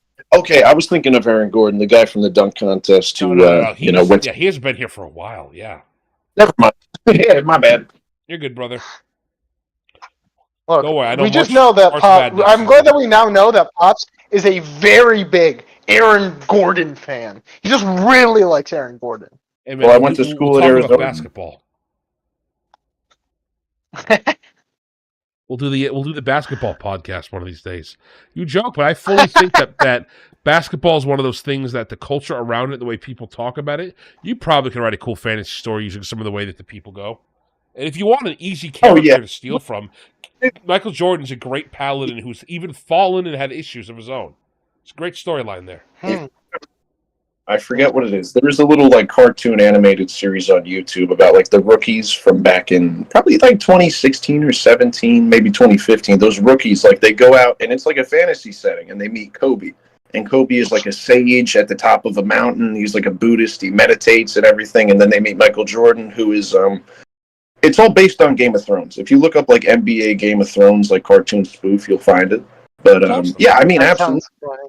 Those That does guys sound funny.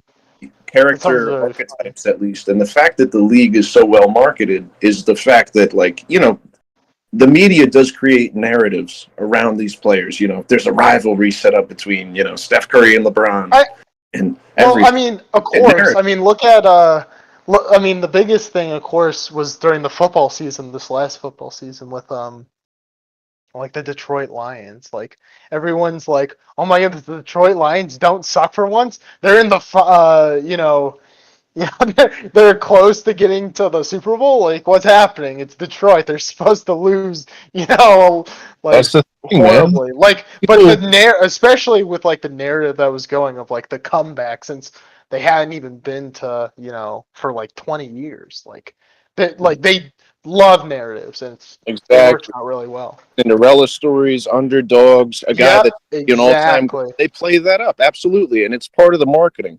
I mean, even look at like it. the sports movies. Like half of the sports movies Real quick. are like, oh, this underdog team, they were doing bad at the beginning, but once they worked out with their coach, they were ready to be with the best, and then like they win like. That's what sets it apart. Because people forget, at the end of the day, the reason that the league makes money is because people pay to watch it, whether it's on TV, in the stadium, in person, whatever. So it is part of the entertainment industry. Like it's a televised. Absolutely, it's absolutely. And so you do need to kind of create a narrative around these people, or make it so that it's like a hometown story, and you're staying loyal to your hometown, like LeBron. I mean, like. And so this is probably more relevant to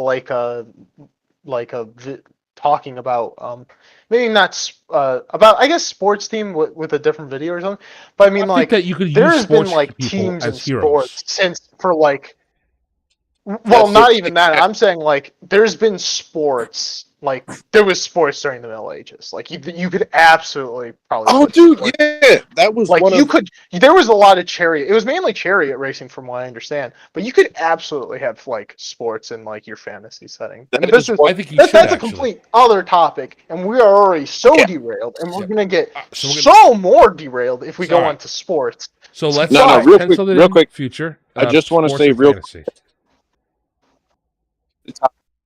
Recreation and fantasy. Yep. Okay. It's gonna be a great topic for later. All right. Because like I do think we're gonna run a little late today because I do want to get over 2 more nights who are important, in my opinion. So let's go back to the podcast. Anything else on Galahad we want to talk about?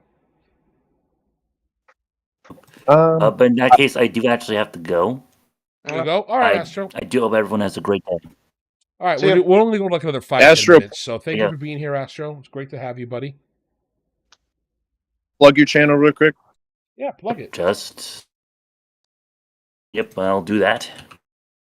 No, you're supposed to say it. You're not just supposed to put in chat. Oh, Amazing Astronaut. You're supposed to talk about what kind of work you got coming up. Love What comic books, video on the century. Like, not much is from last week. Be fair. Yeah, but maybe not everyone It's a saw brand it. new so audience But yeah, this that's week. yeah. you got to sell it to me, Astro. Yeah. So Yes, Astro's Gotta going be to a talk salesman. about... Do LOL Cow comics. Yep, you talk about lol cow comics. There's a lot of stupid comics out there, and Astro's going to cover them for us. He's also got a backlog my of guy. great videos. He's got some great Yeah. stuff. If you're into fantasy, me and Astro talk about the first 6 Pathfinder fantasy comics. So come on by and watch the video together. Yes. All right, you Right have a good on. one, Astro. We'll talk to you later, my friend. See ya. So Good night, Sugar. while he's leaving, Yes. I want to move on to an interesting knight, Boris the Younger. So Galahad is very famous. Galahad has a couple orbiters with him who people just hang out nearby. Boris the Younger is one of those. He's the son of Boris the Elder, who's a king of a kingdom. But that doesn't matter. Oh, really? Yes. It's always elders and youngers. Always. I wonder It is. why. Well, Boris yeah, Boris. B-O-R-S. So Boris has some interesting Boris. stuff. He's kind of the opposite of Lancelot, where Lancelot loves women way too much. Boris just does not like women to the point where you could call him asexual. He's the fantasy Tio. There's a moment where he is Gotcha. so virtuous that women show up to him and be like, "Hey, buddy, you looking for a good time?" And he's like, "I'm definitely not. Go away, ladies." And they say, "Well, I'll kill myself if you don't have sex with me right now." And he looks her dead in the eyes and says, "I'm sorry. I guess you got to jump." So she jumps off the side of the building because she's so upset with him. And instead of going to save her, he accepts her fate. But okay, he's lucky. Turns out she was a succubi. She flies off into the night angry that he saw through her things. My man stood on business and it paid off. Didn't they spoof that also in Monty Python? Not with him, but there's a scene where Galahad I don't know, maybe did that. Galahad. Yep. There's Galahad a scene was where it's spoofed. like, yeah, they're in a house full of like nuns who are all like, "Oh, we want you so bad," and he's, maintains his honor, maintains the chivalric code, and does the right Well, thing by. he doesn't even do that. He's like about to give in before, I don't remember which knight, but one of the knights comes in. It's like he's got to save him, and then he's like, "No, I think I have to stay here." Yes. But he gets carried off by another knight. I Indeed. can't remember which one. You're right, carried you're right. him off.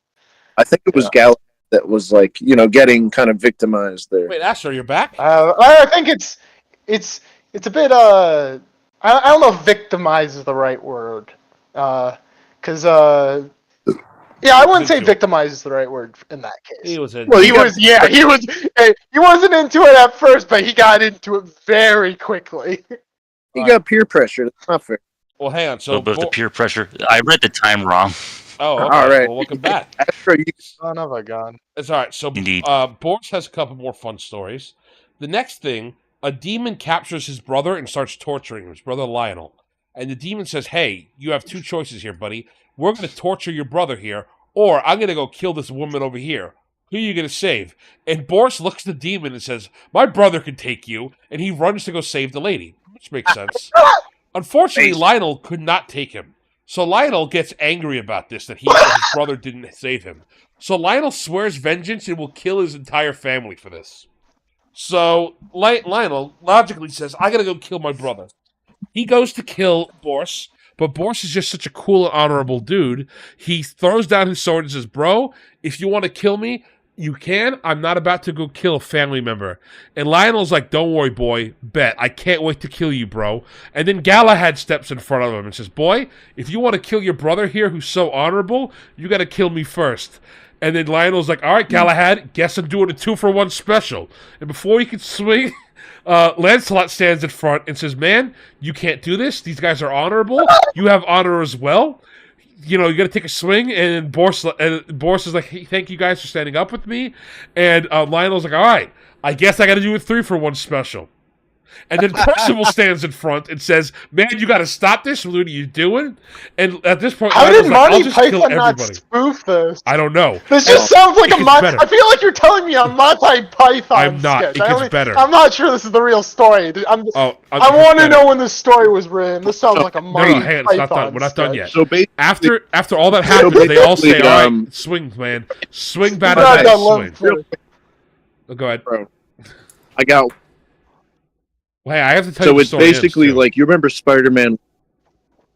Remember Spider-Man 1 with the Green Goblin with his sadistic choice and like Yeah. every Yeah, with the kids or Yes. Mary Jane. yeah. So basically, every single night stepped up and said, "This is New York. You mess with one of us, you messing with all of us." You And just Exactly. mixed up Spider-Man 1 and Spider-Man 2 with two different times that's that Spider-Man happen. 1. I'm right, dude. I'm right. That's Spider-Man 1. Spider-Man 1, he catches the kids and Mary Jane. Spider-Man Okay, and 2, also, he gets before knocked out, and then that the, happened, people the start. thing with the New Yorkers where it has Joey Diaz, and he's like, if he died, That's part if you're going two. to take No, one of that's us, you part got to two take in us the all. thing. That's That's Spider-Man different. 2. Now, this is part 1 on the bridge.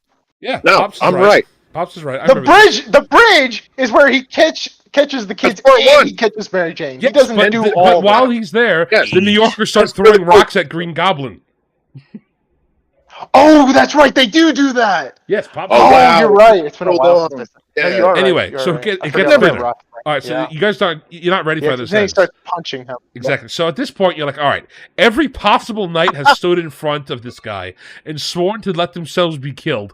All the main characters are here. What could happen next? So, right before Lionel could do the swing, God opens up heaven and burns Lionel alive for his sins. Yes.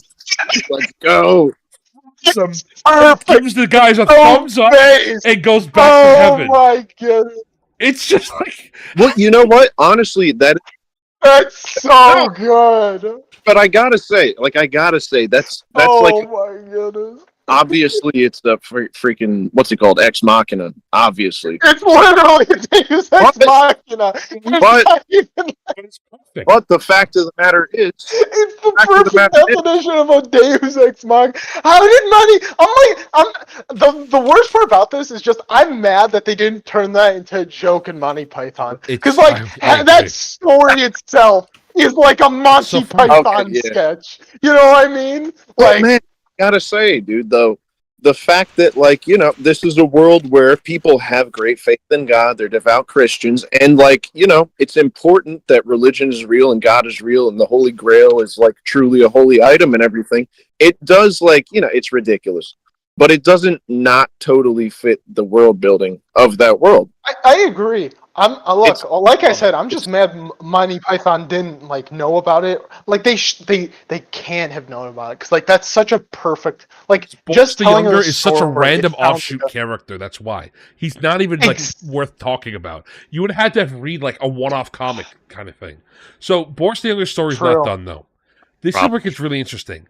At this point, Lancelot gets horny, so he leaves to go to Guinevere. It's described as he falls back madly in love and abandons the quest to go be with her. Okay, whatever. So at this Then point, he's it's such Percival cases. and Galahad and Boris. They get to the Holy Grail. Galahad gets, sent up to heaven for doing it. On the way back, Percival just gets killed off screen. And then Boris comes back, and to King Arthur is like, "Hey, Arthur, we made it back. Good news, we found the Grail. Bad news, literally everybody but me died." And no, I don't have the just Grail. decided to piece. Just trust me, bro. It's like, look, we had it for a second. Galahad's gone. He took the Grail with him. I don't know what happened to him. 1 second he was there, 1 second he wasn't. I was on the way back. I don't even know what happened to Percival. I forgot he existed. To be Yeah, he perfectly just kind of honest. dies And, off screen. It's by just the wild. way, just so you know, Lancelot did go to bang your wife, but that's not really important. The other two are dead, and they're not coming back. Yep. So that's Yeah. Boris the Younger. Right. I had to share that story because I read that. I'm like, this. That's such a great story. Yeah, because I'm just, I've read through a lot of these nights. I went through 100 of them today. And a lot of them have normal stories. I'm like, okay, these are cool. I could see this guy being someone's favorite character because he's got a stag, or this guy goes out and he kills a demon, whatever. But this story, the moment where Lionel swears bloody vengeance, and everybody keeps lining up, being like, "No, I'll protect you," and then at the end, God just smites his brother. I love it. It's like, I can't It was kill just you, because you're my brother, and I can't. I love it. It's just funny. It was like I am Spartacus, but he's about to kill everyone. But then God just says Godspeed and zaps him. Yeah, God's like, I got you, boys. You don't want to commit, you don't want to kill your brother, and you guys don't want to kill your best friends, bro. What honorable people. But I'm God. Just explodes this guy. It's great. Well, yeah. Well, that's, it's one of those things where it's like we have to express somehow in our story and our world building that having faith will affect you and will affect your destiny. And we will help you out should you be a devout Christian. That's what I love about like the whole Christian background of it is that like, yeah, no, these guys believed in these things for a reason. Mm-hmm. So there's one more night I want to talk about. Anybody else have anything else before we go to this guy, then Mordred? Let me say real quick. So with the Holy Grail in Indiana Jones 3, which night was that in the movie? That was just 3 random nights from the Crusade. I don't think there was a specific night from like Arthurian legends. Yeah, it was Also, 3 brothers, I think, and then like one shows up after like the 4th Crusade and goes to Venice and then writes down some stuff and then dies. It was I got Sir one. Richard. I don't remember what the second one. Is the Grail Yeah, Knight was the but brother it of was Sir just a Richard random- according to the internet. Let's see. The Grail Knight or Guardian of the Holy Grail was the My brother of understanding Sir was- Richard the Lionheart, who all served in the First Crusade. He was Third Crusade. Oh, That's yeah, Crusade. Yeah, that was the Crusade 700 years later. All right, my bad. yeah. Okay, one more thing. So I do remember hearing One more thing. looking up one more thing, Astro. Obviously you have so much to say. It's like in and out, 15 minutes. We're already at 10 minutes. There's no way where this is getting to 15 minutes if we include what's this? Real name? quick, one thing I wanted to Mordred. say when I know I say real quick 50 times a freaking podcast, but real quick, one more thing I wanted to add, a little bit of a lore thing that I thought was fascinating was that when I was listening to a video and reading up on Percival and like trying to learn about him, so part of the thing that bothers me that he got replaced by Galahad as far as discovering the Holy Grail and touching it and everything was the fact that he actually encountered on his travels, on his mission to the Grail, I don't know if it was a knight or it was an old warrior or something, but it was an old warrior with wounds on him and everything was messed up about him. And he was like 400 years old. And the reason that he discovered this guy, who was still living and breathing and just sitting there suffering in the middle of nowhere, was that right before he died, this guy said a prayer to God. And he said, let me not be killed until I can see the man who will discover the Holy Grail. And then like Percival swings by and he finds this 400-year-old busted up guy who's been suffering there, sitting there forever. And Percival touches him. And the guy's like, oh, thank you so much. You must be the Holy Knight. You must be the one who discovers the Grail. And the guy gets healed up from his wounds, from his battle wounds 400 years ago. And then he gets sent up to heaven. Now, I don't know if that's a common story or if it's just something that I heard recently. It sounds. I was going to say, it sounds like that's in a couple personal that stories. sounds. I was going to say that actually I think I might be misremembering, but I'm pretty sure that something similar happens in the Bible where one of the guys is like, "Let me see the Messiah." I want to say it is, and then once he hears about Mary's pregnancy, or maybe it was seeing Jesus himself. Again, it's been a while, but yeah, that makes sense. then it's he's like, finally the Savior's here, I can die and stuff like that. So Die in peace. I think give you yeah. So I like that. That was a little fascinating tidbit that I came across. But anyway, let's not go over time too far. Yeah, we're only gonna go over by like an hour, It's gonna be less than that. I think we're gonna finish by 7:30. So the last non-Mordred night that I really want to get into is either Accolon or Acolon, depending on how you pronounce it. He's funny because so you know how all these stories we have, I keep telling you how Morgan is cheating on her husband with her brother. Well, it turns out Morgan actually had another boy that she loved, and that's our boy here, Acolon. He does some things that makes Morgan just fall madly in love with her. So she decides, I know, I'm going to, since Arthur won't bang me enough, cheat on both Arthur and King Urien, the king of Scotland/Orkney, with this guy, Sir Accolon. He does some cool stuff. He's big and powerful and, swarthy. During the course of the tales, though, he goes on a hunting trip with Urien and Arthur. On the hunting trip, Morgan says, I know, I'm going to poison my husband, King Urien. She tries to do it at the very last second. Her son shows up and is like, hey, Mom, you probably shouldn't kill Dad. It's going to look real bad. That's Ewain, by the way, the guy we talked about earlier, the lion. He just shows up and is like, Mom, please don't kill Dad. From there, she also stole Excalibur from Arthur because he gave it to her. Because she's like, hey, prove to me that you love me, baby. Give me Excalibur to show that you don't need this, that my love can protect you. And Arthur, being an idiot and a simp, does. So then she gives him back a fake 100% Excalibur. Samson. What's up? Oh man, What that ain't right. 100% like Samson from the Bible. Yeah, you're Oh right. my goodness, it Pretty is right. Samson. But it gets better. You know what? Yeah, absolutely. It gets Sacrifice better. one thing for your kind of for your worldly desires, and you end up giving up your faith, and it costs you in the long run. Yeah. So Arthur gave up the thing.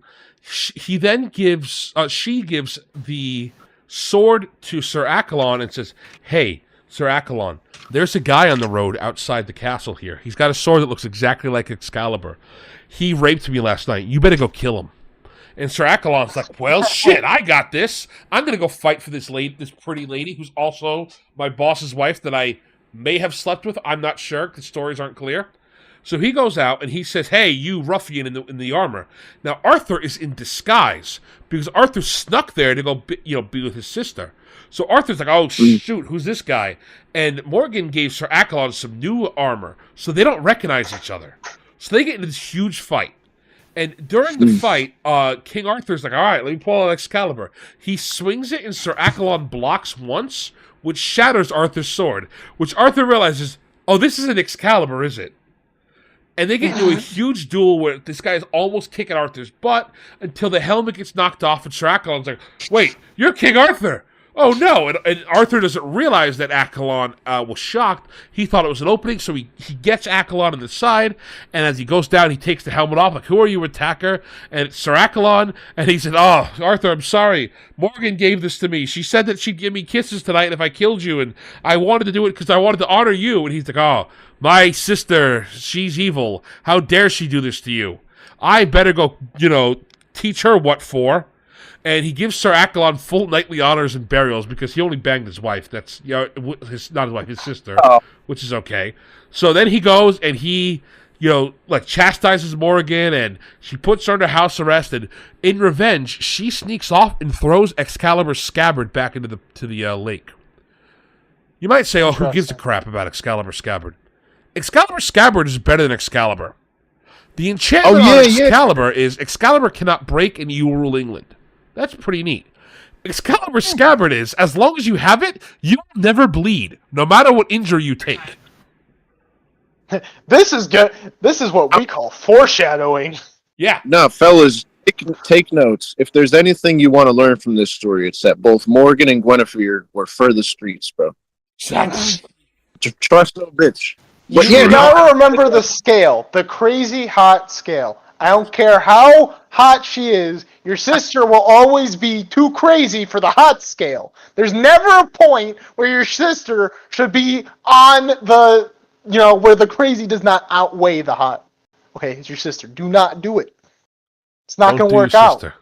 Yeah. Do not do your sister. Dude, don't. Pro tip for the podcast today, I would like to make a firm stance. Do not have sex with your own sister. Yeah, that's I'll take a break. We're coming out with very controversial statements. I know, here. very controversial. Anyways, the way that he recognized her, or he recognized Arthur, it reminds me of the hit film The Rise of Skywalker, where when Princess Leia dies, Ben is shocked, and this leaves an opening for Rey to catch a lightsaber and stab him in the stomach. I think you mean which Kylo, would have not killed Finn. him. Finn was the Did I black say guy. Finn? You said Finn. Did I say Finn? You said I'm gonna Finn. kill That's myself. John Boyega. I I'm gonna believe John kill Boyega myself. does not. I know. in No, fact I know. look It's like Finn. Kylo. It's Kylo. I know it's Kylo. I'm gonna just kill myself. Okay, that's fine. Okay. You've only embarrassed yourself with the whole internet. Look, Sorry. I'm sorry. I was just too in shock because of how in awe I was at the hit film The Rise of Skywalker, Sorry. 2019 or whenever that movie came out. It's okay. Turns out it was The Force Awakens, I believe, that also had that too. Did The Force Awakens have that? No, I'm just screwing with you. I wanted to see how scared you probably. get. No, I don't remember The Force Awakens having a moment where someone shocks and they get stabbed. Like, I know Finn gets stabbed in the back, and I know it's Finn this time. It's not Kylo. Okay, so Did you do a mix-up? Sorry, no, he didn't. So the reason this is important, by the way, is because this is why King Arthur does not have his scabbard later on, and this is also the event that sets Morgan against King Arthur. So she goes and she gets her son, Mordred, and says, "Son, my man, my number one bro, my guy, go kill your dad." And that's how we get to Mordred.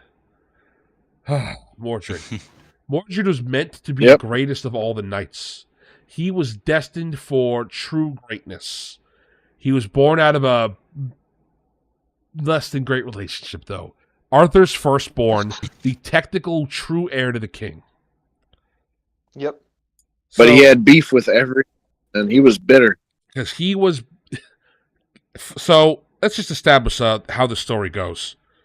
So, Arthur was raised separately, if you watched our podcast last week, you should remember, raised separately from society by Merlin, who also may have raised Morgan a little bit, but Arthur also served in other courts. At the time, he did not know Morgan Le Fay was his sister. They both fell madly in love with each other. And it wasn't until Merlin showed up and was like, "Bro, that's your sister," which, by the way, makes me think that how we joked that Lucas didn't know that Luke and Leia were going to be related, that they shouldn't kiss. I think it may have been planned because it's a callback to King Arthur. But we'll continue on for a sec. It would be funny if it was, yeah. Absolutely. I believe it. I could see it. Yeah, maybe. But Morgan and Arthur, they commit to the beast of two backs. And this, unfortunately, results in pregnancy after several times. However, Morgan was found out to be Arthur's sister. So they were Go ahead. Just as a little bit in the original stories, it was just a random married woman. But eventually, like, as it was always his sister.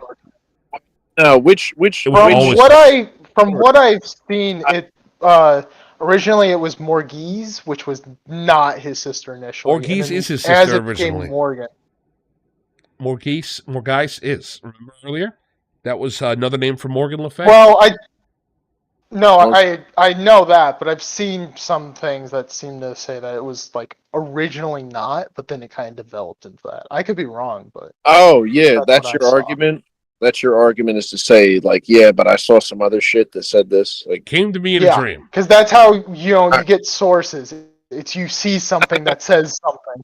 It came to me. You're right. Yeah, that's the most authoritative source, of course.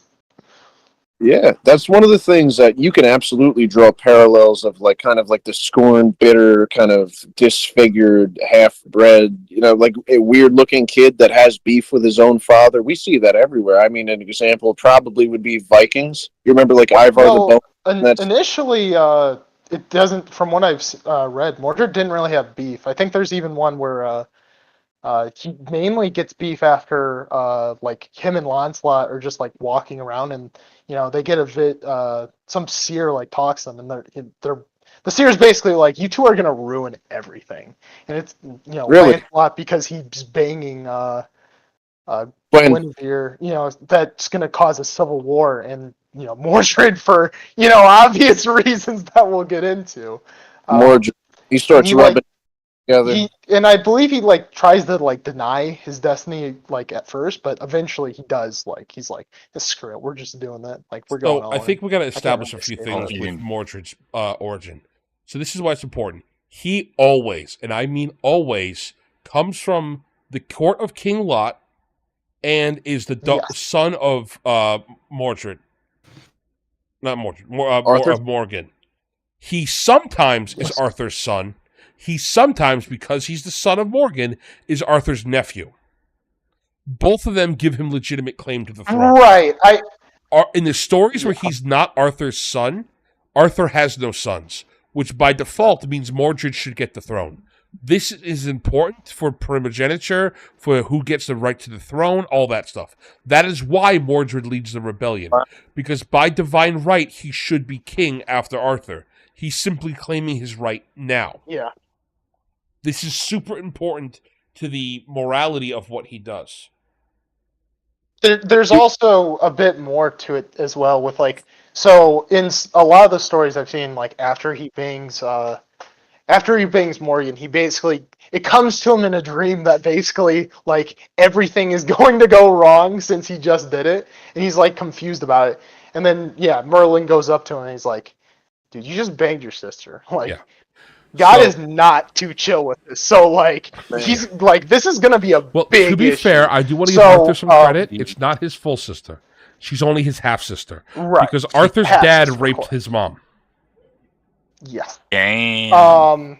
But another part of it, too, is that he basically tries to do a King Herod, where at some point in afterwards, it's unclear from what I've read at some point, but at some point he basically is like, hey, all the kids that were born on May Day, I think it's May Day, that were born on May Day, everyone should be shipped to the king, the kingdom. I'm gonna bless them or something. He's really looking for his son, but yeah, like Astro said, like they're all getting shipped, and then the ship though the ship gets crashed. Everyone dies except for Mordred. Mordred's the only one who lives. And then he gets raised by, I think, a knight or something like that. Or maybe it was just a fisherman family, I don't remember. Where, he hangs out until he joins the court of Arthur. Destruct, real quick, Astro said something. Did we crap out on the stream? I don't know about the stream, but I know Astro was kind of beating me to the punchline. Yes, I was. Because I found an opportunity to say something. Oh, my bad. Like, okay. Dude, I have an opportunity. I can just say what he's saying, but a little bit quicker. It's like, son of a gun. Indeed. Oh, man. Yeah, that King Herod parallel, man, that's something I never considered. That's interesting. Yeah, saying like, Yeah, because the whole point... Did he, did he have the intention of saying, like, kill every Jewish baby? Or was he just, like, sending the kids to... So, the point of it was to find and probably kill Mordred. It doesn't make it clear if he was actually going to kill them all or what he was going to do with them once he gets there. The implication is kind of, from what I've seen, though, that he might have gone like a King Herod or Pharaoh route, where he's like, you know what, just to be safe, because just figure out Morgan. It was which one is Morgan's kid, or which Morgan and his kid, but I don't know. It'd be hard to say. From what I've seen, it seems more likely that he probably just would have been like, "Oh no!" and all the babies just happened to fall off a cliff. You know what I mean? Like, I don't know how he would have been able to figure out Mordred out of all of them. You know what I mean? So Merlin was totally to blame for that whole incident. Yeah, and then afterwards, after all the kids die, it turns out that when a lot of children die, some people, and this is, it's a silly thing, but, the parents tend to get angry. I mean, you can just make more. It's the 1900s. It's the 1400s. You gotta, crack a few eggs to make an omelet. Like, come on, guys. That's right, man. Like, it's like, I don't understand why people get so... Like, what is postpartum depression? Like, you can just... Yeah, you can have another... like Astro said in chat, it is treated as a bad thing that he was doing this. That's messed up. Yeah, Arthur, I think Merlin is like, dude, what the hell? And then, of course, the peasants are like, dude, what the hell?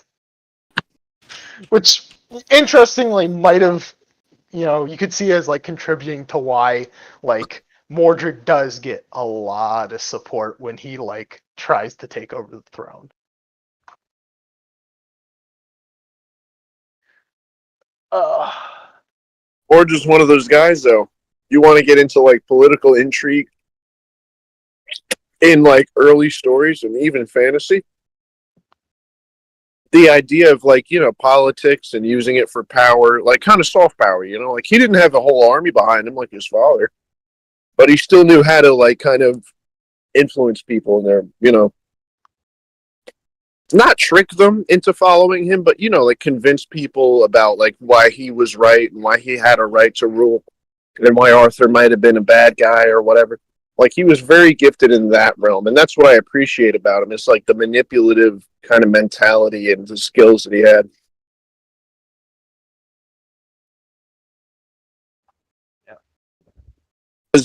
Because I think in the T.H. White Once and Future King, which is my primary source for this type of thing, which I read 5 years ago, is again like the same way that like Lancelot was kind of like ugly and it affected his character and his actions. Like I think Mordred was like kind of like hunchbacked and disfigured because he was technically inbred, but still he had that brain, he had that political I don't know if he was because manipulative mind and that chip on his shoulder. So I feel I, like that's I feel like important. he wouldn't be because like a big part of Mordred and like if he had a ton of physical deformities, it'd be kind of odd that like he'd be so well accepted and like popular as king. Versus, Yeah, I agree like, with that. I agree people, with like, that. That's why Hold on. I have something to read because King of Kandor wants me to read this. Speak for me. it's a Fire direct alarm quote. going off. Arthur banged his half-sister and made Mordred. Mordred didn't know and was raised by King Lot. The ship was crashed on purpose. And quote from text, of which I don't really know where it's from. King Arthur, let's send for all the children born on May Day, begotten of lords and born of ladies. For Merlin told King Arthur that he that should destroy him should be born on May Day. But he sent for them all upon pain of death, and so there were found many lords' sons, and all were Holy sent hell. unto the king. And so was Mordred sent by King Lot's wife, and all were put in a ship to the sea, and some were 4 weeks old, and some less. And so by fortune the ship drave onto a castle, and was all to riven, and destroyed the most part, save that Mordred was cast up, and a good man found him, and nourished him till he was 14-year-old, and then he brought him to the court. so a Wow. lot You of know what that does? You know what that does? I see that, but like the thing with that is, and a important part of this, which shows that the ship was not crashed Right. on purpose, is that so by fortune, it was pure luck. I say luck, unluckiness that the ship like happened to crash. It wasn't a plan. It seems like. Well, also, regardless of that, he survived because, like, it Yes, was he did survive prophesied. basically solely because of the prophecy. Yes. It was by The fate. whole The reason that same way Arthur that we wanted look him at gone was the prophecy. that's a parallel with like Greek myths that, like, Kronos. Let's say Kronos, who was a Titan, was the father of Zeus, Apollo, Poseidon, whoever. Not Apollo, Hades. Anyway, the big three. So Kronos was also prophesied to say, like, you're going to have a son, but he's going to kill you. And so he tried his best to get rid of him. He tried to eat his own children. And then, regardless of that, prophecy happens, and then his son ends up being his demise. And I think that's a bit of a parallel. It's a little bit of a stretch as well, because we can't draw a parallel between Arthur and Kronos and say it's 1-to-1, or you can't say that Mordred is the same as Zeus. But I still think like the role that prophecy played was very important. Yeah. Thanks. Let's see, what else? Oh, yeah, another part of it is that it seems like in a lot of the myths, the way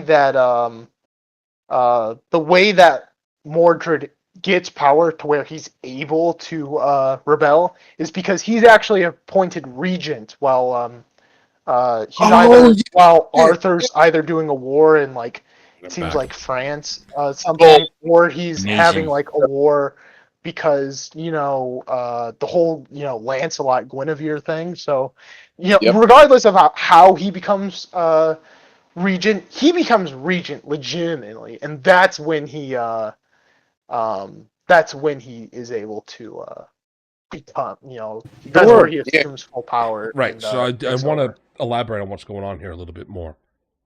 So the May Day massacre that we talked about, it was not supposed to happen that way. There's two theories. Arthur's never clear. Arthur wants them brought to his court. Merlin says you're going to have to basically just gank all the kids. Arthur, one of his assistants, says, why don't we just send them to another kingdom? Like, say, let them be raised in France. Yeah. So nobody knows what Arthur was going to do. The choice was taken from Arthur, though, because they all crashed and died. This does cause a brief war with King Lot at the time. King Lot, yeah.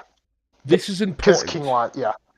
Because think about this. Just this starts the whole Gawain and Lot conflict, right? Yes, this starts the whole shenanigan between the two of them. This is important to remember because that means that at this time, this is after the night Accolon that I talked about, with where he cheated just briefly, where he cheated with Morgan on Arthur. So this means Arthur's already lost the sword of the scabbard of Excalibur. This is very late into the Holy Grail cycle. Arthur goes after and takes these kids at the very end. I think personally that he wasn't 4 weeks old. I know the thing that we've read, it said some kids were 4 weeks old because they weren't sure when. They got every child born on May Day. It wasn't just May Day in 2020. Yeah. It was every child born on May Day. It was right. Well, Herod did the same thing, right? It was like everyone that was under 2. Yeah, it was. Yeah, well, he did a year. Yeah. Whereas with Arthur did every kid born then. And the reason it's important is because that tells me that Mordred's probably about 8 by now. So that means Mordred would be recognized if he was saved. That's going to become relevant because of the Civil War that's just about to happen. A whole bunch of issues happen where people start getting really angry at each other, and the vassal Pellinor, who's the father of Percival, and several other important knights, starts getting angry because King Lot threatens to invade his territory for revenge for Arthur letting Mordred be killed. Because he thinks Arthur had something to do with it because of whispers. Since Mordred was raised as his own son, since Mordred was raised by the farmer as his own, or the fisherman as his own son, he's absent for this whole civil war, which means he's blameless when the first cracks happen in King Arthur. At the same time, Merlin has a huge battle with the Lady of the Lake, which causes a downfall, and that's why Merlin is removed from the story at this point. Because Merlin got these kids killed, the Lady of the Lake gets herself involved. It's like, what the fuck are you doing, dude? You just caused a boat full of children to die. A lot of things with Lady of the Lake is that Merlin trained her, and then some stories it seems like she puts him to sleep, and some stories she just straight up kills him. And an interesting part of that is also just that Merlin, I think, has foresight in some of them. So he knows he's training her to kill him. And he's still like, well, I guess this is what's going to happen. Anyways, Lady, here's the spell that's going to kill me. Use it when you want to kill me, Yep, so this is where if you look in thematically, historically, this moment is the downfall. This is the original sin, the great tragedy that leads to Arthur's kingdom collapsing. Because he tried to deal with these children and go against fate, he caused his fate. A war now between King Lot and Pellinor happens.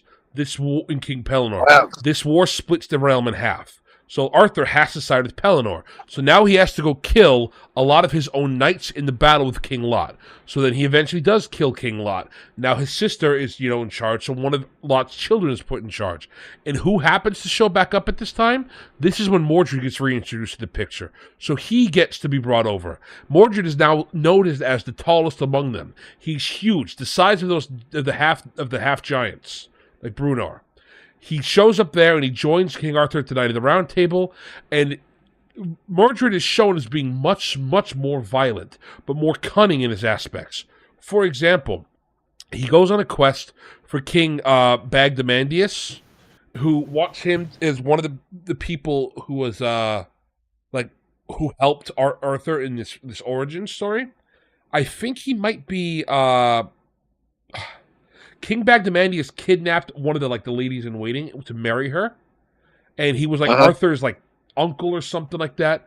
Mordred shows up, rapes her, kills him, and kills Bagdamandius and says, "Man, Bagdamandius killed him." Yeah, I've seen a very 50-50 where like half of it is like I've seen some where it's like, and Mordred was A-okay until he got the prophecy, and then I've also seen what you're talking about where it's like, and Mordred joined up and he just loved raping and he loved killing and he loved killing while raping. Well, you know think what? The violence was definitely a thing. The rape might be added, but I think the violence was definitely in. I feel like specifying that he would jump on something like that, like opportunistically take advantage of the situation and then blame somebody else, it's totally very good for his characterization. Yeah. Because ultimately he does end up being that type of a person who would lie and steal and everything. Kid, I don't mean added. I don't mean added. I mean like I've seen some where it says like the story is that like he was a good little boy. He was, he was your average guy doing your thing until he got the prophecy that would change his life. Versus like the type of stuff you're talking about, where it's like, today seems like a day for killing. I feel like killing today. I both agree and disagree. I think that the reason is he sometimes gets the prophecy when he's a kid in King Arthur's court. He sometimes gets the prophecy when he's 22. Okay. With Lancelot, which would be after the rape. It depends where you put the prophecy. I have no reason why it can't happen twice. The other thing is, Lancelot... I just find it more interesting if it's like afterwards with Lancelot, because that one's where you get like, you have him, you can have him be like kind of a good hero. There's a big thing that happens. This is the prophecy gets hinted at before, but what I want to really get this timeline's important. So after he, does what he does to Bagdamandius, he gets captured by Bagdamandius' men. Lancelot saves him. Lancelot goes in there and beats the ever-loving crap out of him, and then it gets, too big. Then, during the fight, Pellinore, rebels against King Arthur because of, Is it Lancelot that helps him, or is it Gawain? Lancelot saves him from Bagdamandius. Because what happens later on is, some of Pellinore's sons come after him, because which would be Gethyrus, I believe, and Lamorak. During a fight, Mordred stabs him in the back. What's up? I said, by the way, Pellinore had like a dozen sons that were all knights. Yes. That boy was prolific. Yes. It might be a different story than that Gawain's helping him, because from what I'm looking at, we're not to Gawain yet. That's why. That's why. This is still the fight over. This is one civil war's just ending.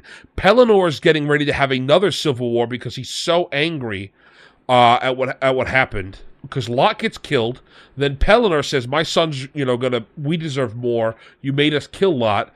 Then it causes Arthur to have a small war with Pellinore. That's Percival's dad. During this fight, several of the knights get killed. Again, the realm is splitting, chaos is happening. Yeah, I mean.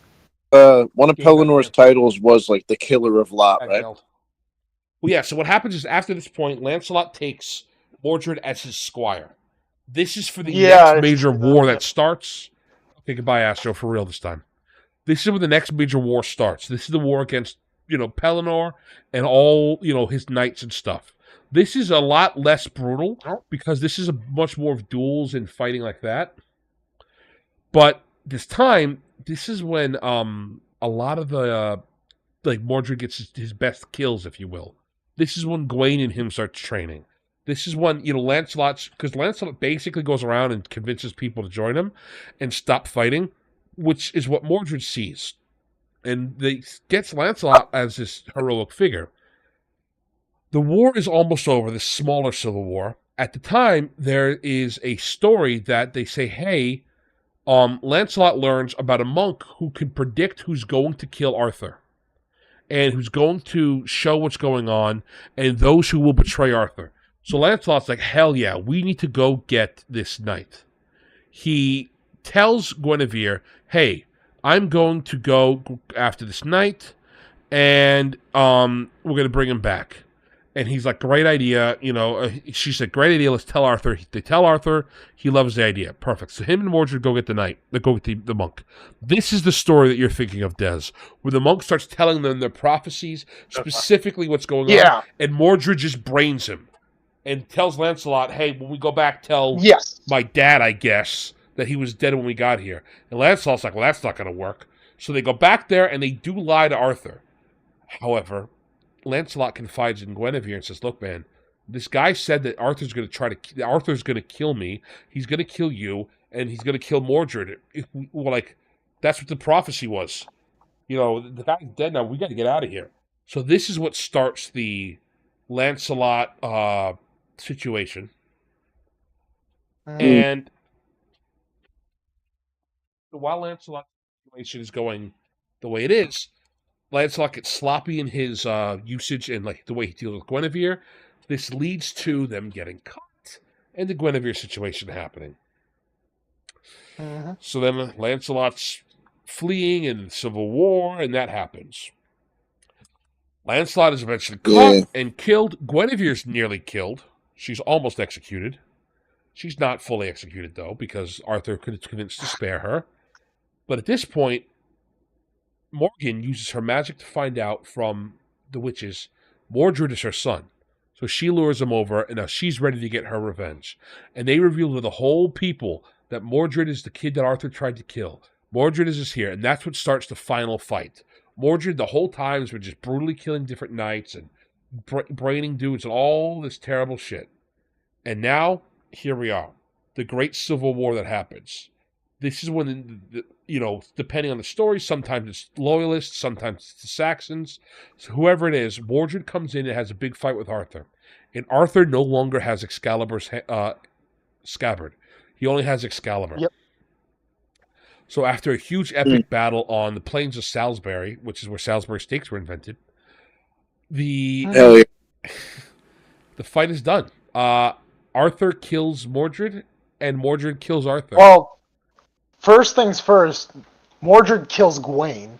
Yep, and then after he kills Gawain, then it seems like in some stories they have in a lot of the stories it seems like basically Arthur spears him through, and then he basically Mordred in the stereotypical action hero fashion pulls the spear through him more so that he can get close and stab Arthur. Yeah, that's the whole point. Both of them were mortally wounded. Yeah. Yeah, because he's like, well, I'm dead already, so might as well do something badass and kill him as well. So, and it works. So I mean, Oh yeah. So then this is where the final stories of King Arthur's knights occur. At this point, some of them flee. Most of them are killed. Mordred kills 10 in this battle. I've already mentioned 2 or 3 that we talked about that just get killed, which is wild to me. And here's something interesting. Sir Kay is also killed. I think he's killed first in this battle by Mordred. The guy we talked about who gets just a bad rap. And yeah, he's killed. Gawain's killed. Lancelot's killed before this battle happens. But Excalibur's killed. Cador's killed. Brunor's killed. Everybody's killed here. It's just tragic. And from there, I believe it is Agravain, who is technically Mordred's brother, survives, takes Mordred back with him, his corpse, to bury him. He becomes king of Orkney. And then, is it Cloudin? I think it was him. One of the other knights, I forget his name. He takes Arthur's sword, Excalibur, brings it to the lake, and throws it back in with as Arthur's laying there dying. And Arthur's like, hey, did you throw the sword in? And he didn't. He lied. He's like, oh, yeah, I definitely threw it in. And Arthur's like, well, what happened? And the knight's like, nothing. And Arthur's like, come on, man. I know you didn't actually throw it in. Fine. He goes in, and as he throws, the lady catches the sword, and she says, thus goes England, and it disappears. That's a very interesting thing, and it also plays into literally things that we see in real life. So Arthur made sure that when he died, that the sword got returned to the Lady of the Lake, to the point where we actually see her hang out of the lake and grab the sword, right? Now, my favorite thing about that when I was doing research on this is that was a legitimate tradition. Like, Yeah. guys literally believe. Oh, really? Uh-huh. Oh, yeah. So so even to this day, when like people in England, Britain, whatever you want to call it, when they dredge up rivers and dig it up and they find out artifacts, they'll find swords, weapons, shields That's in an rivers. interesting tradition. That's in real life. interesting. Yeah, because they believe that they were ordained by these magical beings to have these blessings upon their weapons, but it was only honorable that when you died, your weapons died with you, and so you had to cast them back into. I love that detail, man. That's a cool detail. And it gets even cooler because then you might say, well, what if some random idiot comes by and finds the blade?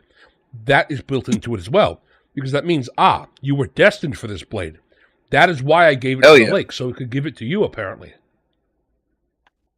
Mhm. So, yeah. I love that.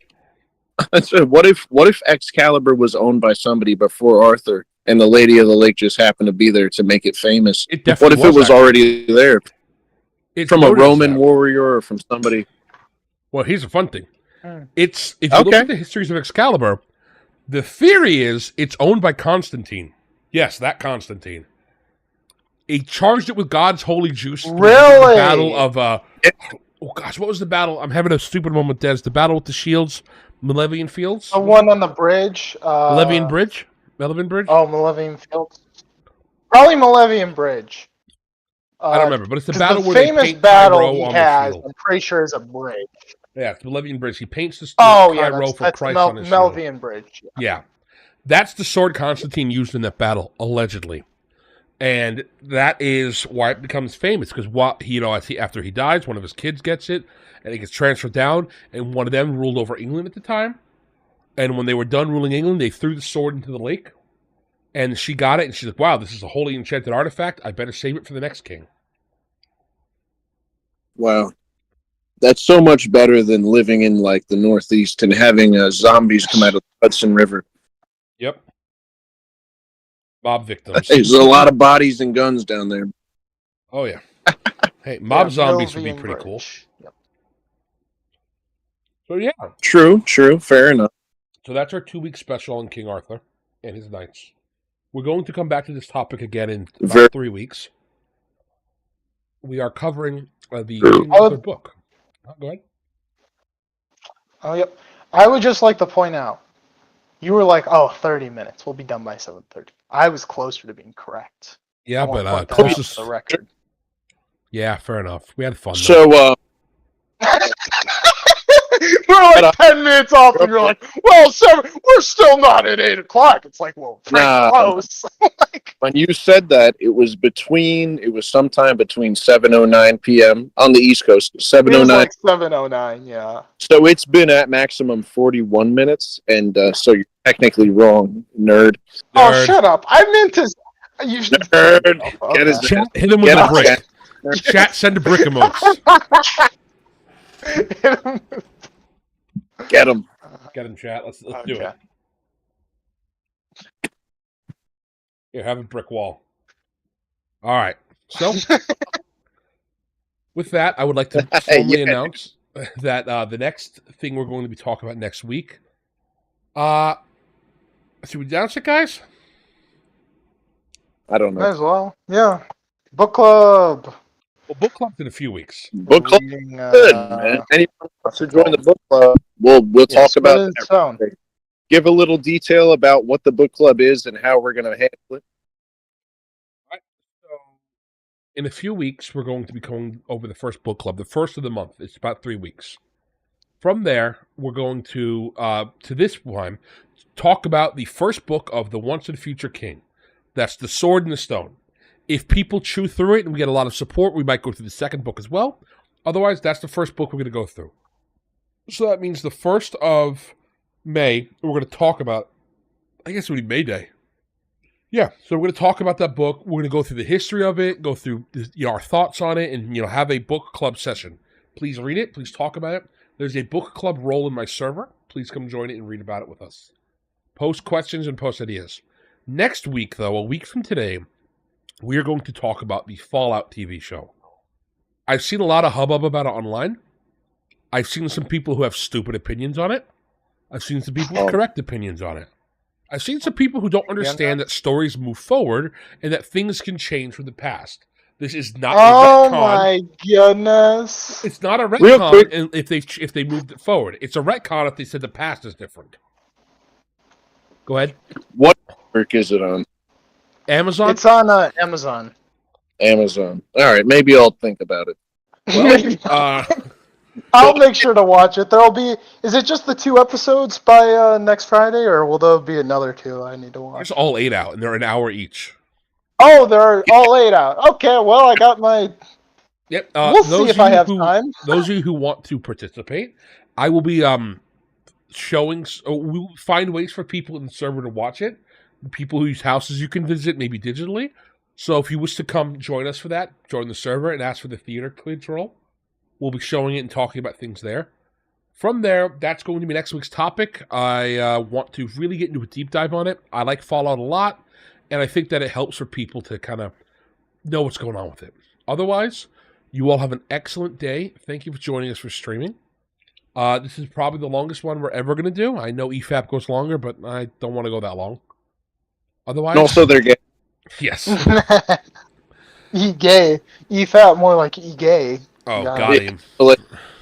The pictures of men, bro. Exactly. You all have an excellent one, and I will I talk love to you, lords and ladies, later. Goodbye.